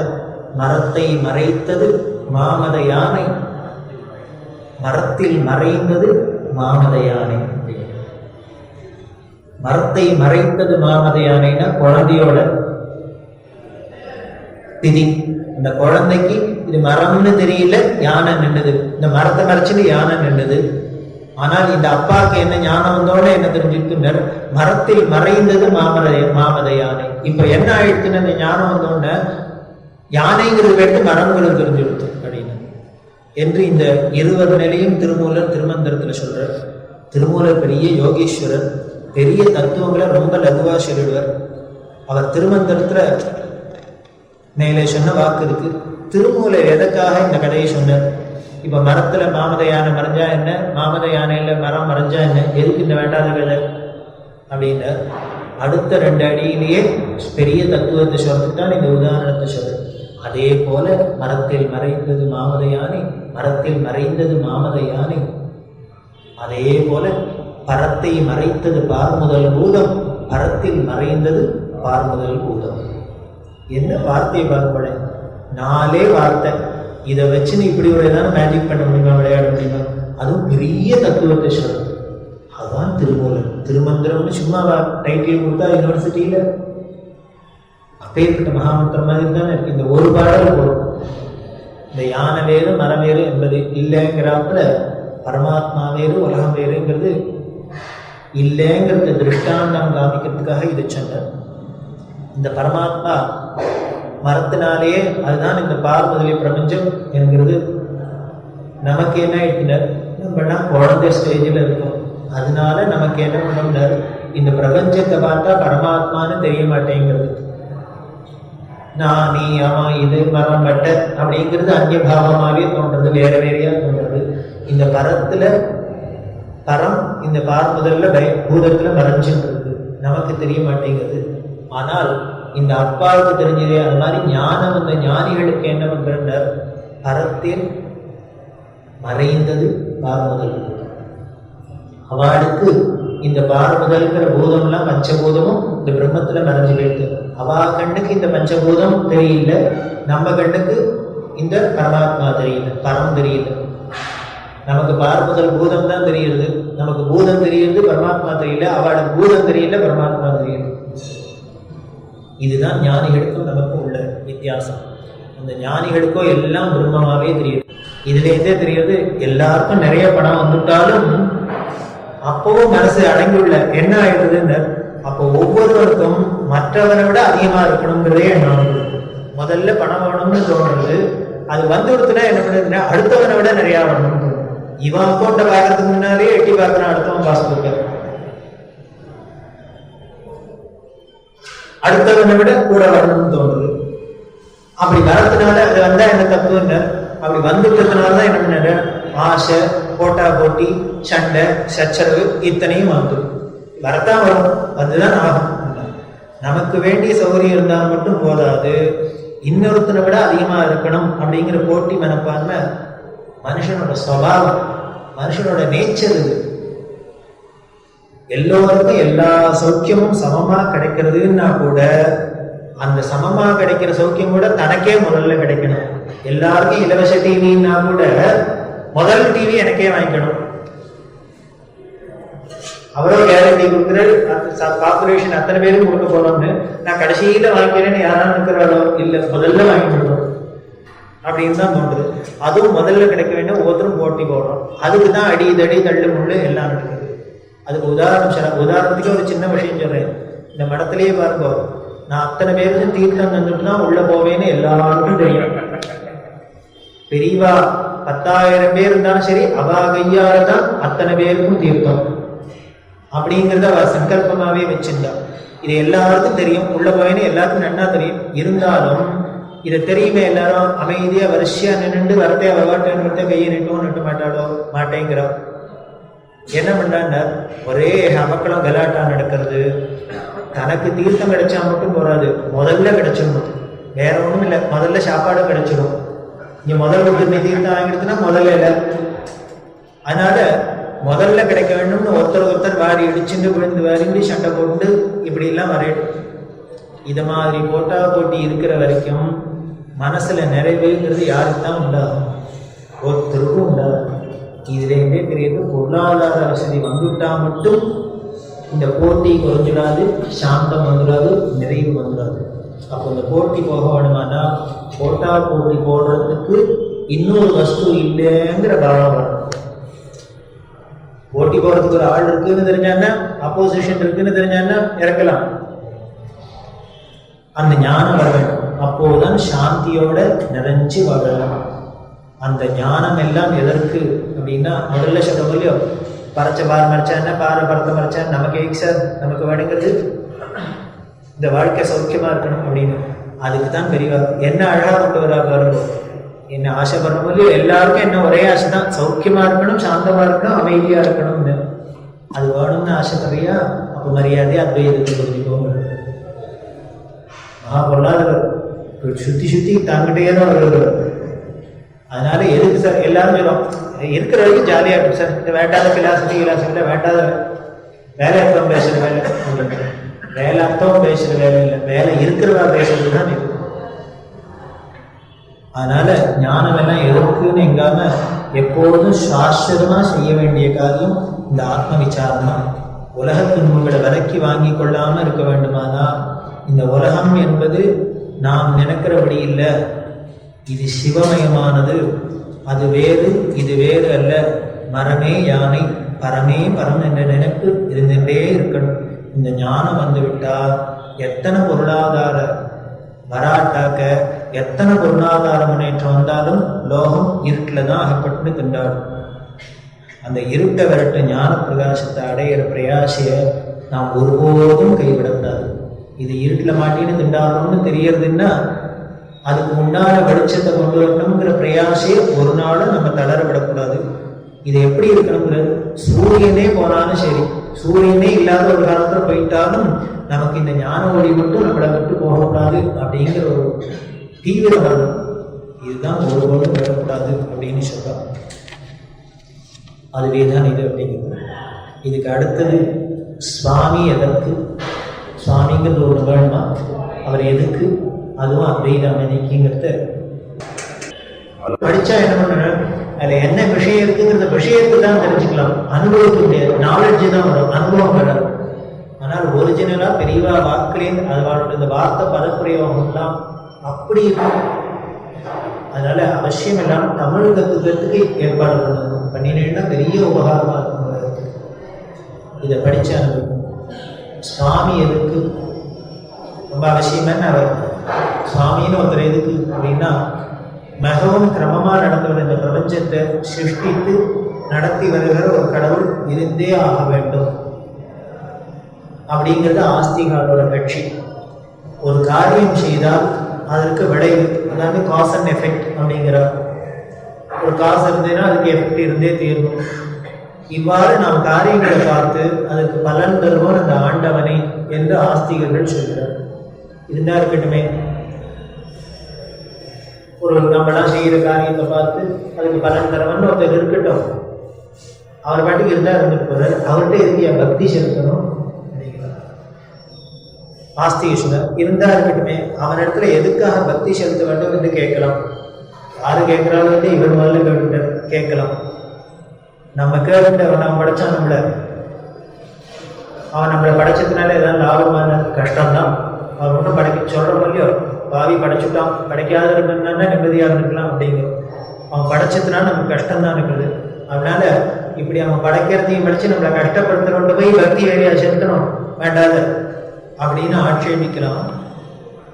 அப்படி படைச்சு கஷ்டத்தை கொடுத்தவனால வெறும் கஷ்டத்தை கொடுக்க முடியும்னு இல்லை, கஷ்டத்தை தீர்க்கவும் முடியும். அதற்காக பக்தி செலுத்துங்கள் என்று ஆஸ்திகர்கள் சொன்னால் மற்றவர்கள் அதையும் ஆட்சேபிக்கலாம். நான் பிரார்த்தனை செஞ்சாதான் அவன் கஷ்டத்தை போக்குவான் அப்படின்னா அந்த சாமி எப்படி கருணாமூர்த்தின்னு சொல்றது? நான் கேட்டாதான் கொடுப்பேன் அப்படின்னா அவர் என்ன கொடையாடியான்னு கேட்காதே வாரி விழணும் தான் வள்ளல். அதனால நான் கேட்டாலும் பிரார்த்தனை பண்ணேனாலும் என் கஷ்டத்தை போக்கணும். அப்பதான் நம்ம கிருபா சமுத்திரம் பரம கிருபாலு தயாளு அப்படின்லாம் சொல்ல முடியும் அப்படிங்கிற அர்த்தமாகும். அதனால ஒண்ணு, அதனால பக்தி வேண்டாம். அவராகவே பார்த்து கொடுக்கறதுக்கு கஷ்டத்தை கொடுத்தவரே கஷ்டத்தை போக்கணுங்கிறதுனால அவருக்கு ஒரு கடமை இருக்கிறதுனால நம்ம பக்தி சக்தி தான் பண்ணணுங்கிறது இல்லை. ரெண்டாவது, இந்த காரியத்துக்கு இந்த விளைவு, இந்த காசுக்கு இந்த எஃபெக்ட் அப்படின்னா இந்த பாவத்துக்கு இந்த பலன், இந்த புண்ணியத்துக்கு இந்த பலன் அப்படின்னு சொல்லக்கூடிய ஒரு பலதாதாவா இருந்தாலும் அவனே தண்டனை கொடுத்தாலும் சரி, அனுகிரகம் பண்ணாலும் சரி வாங்கிக்க வேண்டியதானே. அவர் அனுகிரகம் நடத்தை மட்டும் வாங்கி வச்சுக்கோ, தண்டனை கொடுத்தாக்க கஷ்டப்படுவானே. எனவே அந்த போக்குன்னு அவர் போய் பிரார்த்தனை பண்ணுவானே. அப்படி மாத்துன்னு பிரார்த்தனை பண்ணது ஒரு தப்பு தானே. இந்த தப்பு பண்ணினா தண்டனைன்னா அப்புறம் அதுக்கப்புறம் மேற்குறையீடு என்ன வேண்டு கிடக்கு, வாங்கிக்க வேண்டியதானே இன்னும் கேட்கலாம். இதுக்கெல்லாம் அர்த்தம் பதில் யார் சொன்னாங்க? பெரிய மகான் நீலகண்ட தீட்சிதர். அவர் சொல்றார் எதுலன்னா ஆனந்த சாகரஸ்தவம் அப்படின்னு மீனாட்சி மேல பண்ணியிருக்க. அதுல சொல்ற, அம்மா மீனாட்சி, உன்னிடத்துல எதையும் சொல்லவே வேண்டாம், சகலமும் தெரிஞ்சவன் நீ, சர்வஜயாச்சே, எல்லாம் தெரிஞ்சவன், உனக்கு எல்லாம் தெரியும். ஆனாலும் ஏன் உங்ககிட்ட உன்னோட கஷ்டத்தெல்லாம் வந்து சொல்லிக்கிறேன்னா, என்னோட கஷ்டத்தெல்லாம் வாயை விட்டு சொன்னா ஏதோ மனசு புண்ணாறது ஆறுறது, சொல்லலைன்னா புண்ணாயிடும். வாய் விட்டு சொன்னா தற்காலிகமா ஏதோ ஒரு ஆறுது. மொத்தத்தை போய் நம்மளோட கஷ்டத்தை சொல்லிக்கிறதுனால நமக்கே தெரியும், இவாழ்கிட்ட இந்த கஷ்டத்தை சொன்னதுனால ஏதாவது நமக்கு பிபி சுகர்னு அவர்கிட்ட போய் சொன்னதுனால ஏதாவது பண்ண போறாரா? இது குறைய போறதா இல்லை. ஆனாலும் சொல்லிக்கிறோம்னா காரணம் என்னென்ன, ஏதோ வாயை விட்டு சொன்னா மனசுக்கு ஒரு தற்காலிகமான ஒரு சாந்தி கிடைக்கிறது, ஆறுதல் கிடைக்கிறது. அதனாலதான் உனக்கு எல்லாம் தெரிஞ்சாலும் நான் வந்து என் கஷ்டத்தை சொன்னேன், என் குறைய சொல்றேன். உனக்கு தெரியாதுங்கிறதுனால உனக்கு சொல்லி காமிக்கணுங்கிறதுக்காக சொல்லலை, என்னோட தற்காலிக மனசாந்திக்காக உனக்கு சொல்லேன்னு சொல்றேன். இது ரொம்ப நமக்கு பொருத்தமா இருக்கு. கஷ்டங்களை சொல்லிக் கொள்ளாம யாராலையும் இருக்க முடியாது. வெளிப்பட சொன்னாலே அதுல ஒரு நிம்மதி பிறக்குது. இது சொல்றத கண்ட இடத்துல போய் சொன்னா, ஆளு விட்டு ஆள்கிட்ட போய் சொல்லிவிட்டோம்னா விபரீதமா பெறுது. நம்ம கஷ்டத்தை யார்ட்டையான்னு போய் சொன்னா அவளே முதல்ல வெளியில அடிச்சுடுறா, நம்மகிட்ட அடிச்சுடுறா, எல்லாம் விபரீதமா போயிடுது. அதனால கண்ட இடத்துல போய் சொல்லிக் கொள்ளாம கேட்பவர் எப்படி எடுத்துப்பாரோ, நம்மகிட்ட போய் சொன்னாக்க அவர் மூஞ்சி சுருக்காத வந்துடுறாயா, மூக்க எடுத்துக்கிட்டு மூக்கார எழுது கஷ்டத்தை சொல்றது அப்படின்னு நினைச்சுக்கலாம்.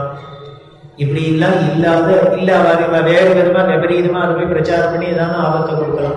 இதெல்லாம் இல்லாத இப்படி மனுஷாள்கிட்ட சொல்றதை விட பகவான்கிட்ட போய் இந்த கஷ்டத்தை சொல்லிட்டோம்னா அவர் கிருபா சமுத்திரமாக இருந்து நம்மளோட கஷ்டத்தை கேட்காமலே நிவர்த்தி பண்ணினாலும் சரி, இல்லை பலதாதா அப்படின்னு இந்த பலனுக்கு இதுதான், இந்த காரியத்துக்கு இந்த பலன்னு சொல்லக்கூடிய பலதாதாவா இந்த முறையில நம்ம பாவத்துக்கு தண்டனை தந்தே தான் தீர்வாருனாலும் சரி, இல்லை அதுக்கு மேல அந்த கஷ்டத்தை கொடுத்தாலும் அதை தாங்கிக்கிற சக்தியை கொடுத்தாலும் சரி, இது மூணுமே அவருக்கு இருக்கு, அதை கொடுத்தாலும் சரி அவரிடம் முறையிட்டு கொள்வதுதான் ஓரளவுக்கு சேஃப் சாந்தி அப்படின்னு ஆஸ்திகர்கள்லாம் சொல்றார்.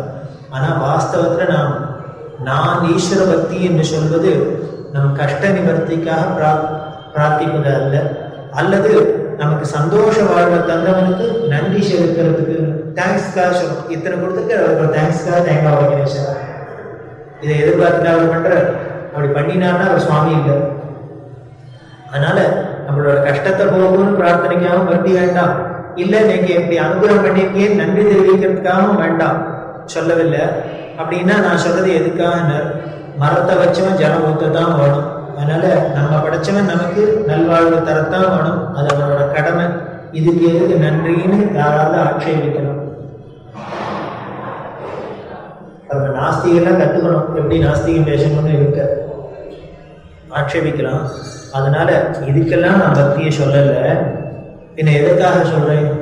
இத்தனையும் சொல்லிட்டு நாம் பக்தி பெற்றதே இதில் ஏதோ ஒரு காரியத்துக்காக தான். இதுக்காகலாம் பக்தியை சொல்லலை, வேற இருக்கா அப்படின்னா, இப்போ கஷ்டம் சந்தோஷம்னு 2 வார்த்தையை சொன்னேனே, இந்த ரெண்டுமே எதுக்கு தெரியுது?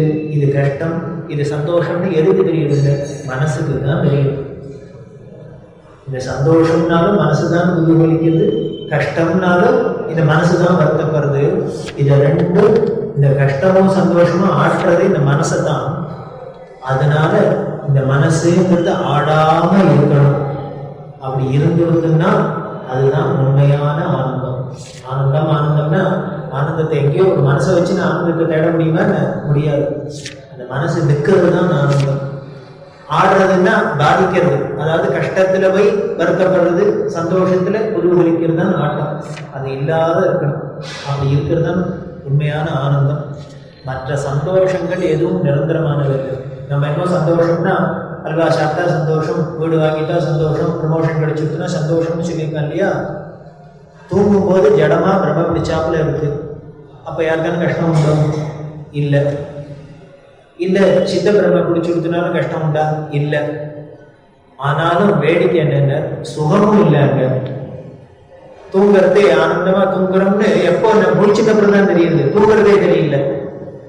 அதனால அப்போ ஆனந்தம் சாந்தமா இருக்கிறோம் தெரிவதில்லை. அதனால காரணம் என்னன்னா, மனசு இல்லை. மனசு இல்லாததுனால அது நாம தூங்குறதே, இந்த ஆனந்தத்தை தூங்குறதே ஆனந்தம்ங்கிறது தெரியாத போயிடுது. அப்புறம் மனசு வந்தாதான் தூங்கினதே ஆனந்தம்னு தெரியுது.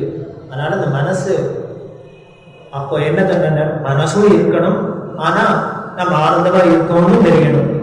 மனசும் அப்படின்னா மனசு இருந்து அதுல அலையழாம இருக்க வேண்டும்.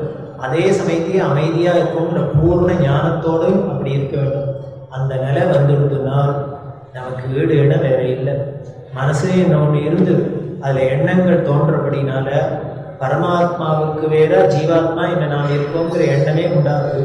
அந்த மனசு நின்று போயிடுதுன்னா இந்த வேத புத்தி தானே போயிடும். அப்படின்னா பரமாத்மாவுக்கு வேறு இல்லாத அத்வைதம் ஒரு பெரிய நிறைஞ்ச நிலையில அப்படியே ஆடாம அசையாம இருந்துடுவோம். சாந்தி அமைதி வேண்டும் என்று நம் மனசை நிறுத்தினாலும் அதன் பலன் அகண்டாகாரமான அத்வைத அனுபவமே ஆகும். இந்த நிலையை வரத்துக்கு, இந்த மனசு ஆடாத இருக்கிறதுக்கு, அந்த நிலையை அனுபவமா வரத்துக்கு தான் ஏதோ ஒன்றை அதே மாதிரி நிலையில இருக்கிற ஒன்றை தியானம் பண்ணினால் நமக்கும் அந்த நிலை வரும். இது விஞ்ஞான ரீதியாக கூட நிரூபணமாக இருக்குது. ஏதோ ஒன்று நினைச்சுட்டே இருக்குமோ அதுவாக காலப்போக்கில் வரும். அப்படி மனசே ஆடாத அசங்காத இருக்கிற ஒரு வஸ்து தான் பரமாத்மாங்கிற ஈஸ்வரன். அந்த வஸ்துவையே நாம் நினைச்சுருக்கணும். இந்த பக்திங்கிறது அதுக்காக தான். அப்படி நினைக்க நினைக்க நினைக்க நமக்கும் அந்த ஆடாத அசங்காத அந்த மனசுங்கிற அலையே எழும்பாத இருக்கு. அது எப்போ இருக்குன்னா, தூக்கத்தில் இருக்கிற ஆனந்தம் மாதிரி இல்லாத முடிச்சுட்டே இருக்கிறதே தூங்குறதே கிடைச்ச ஆனந்தம் எப்படி வருமோ அப்படி வராமல் இருக்கு. அதுதான் அத்வைத அனுபவம்.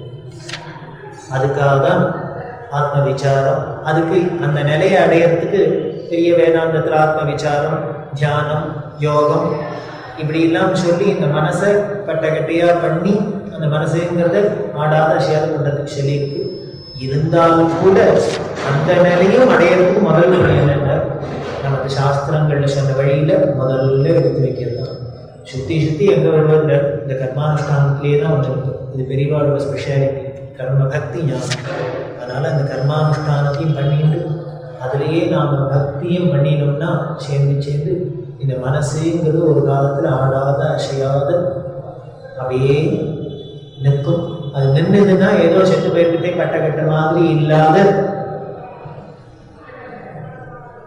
உயிரோட்டம் இருக்கும். பரமேஸ்வரனுக்கு பேரே ஸ்தானவே நமஹா அப்படின்னு வேதம் சொல்லுது. ஸ்தானம்னா கட்ட ஒரு பட்டை மரம் அப்படி போட்டு வச்சிருந்தா என்ன பண்ணுங்க, கட்டையா இருந்தாலும் அதுக்கு வெளி உணர்ச்சி ஒன்றும் இருக்காது. நீங்க காலையில் இப்படி தள்ளினா அங்க போகும், இப்படி தள்ளினா இங்க வரும். என்ன வேணும், மழை பெஞ்சா மழையில இருக்காயும், நனையும், வெயில் பெஞ்சா வெயில் அடிக்கும்.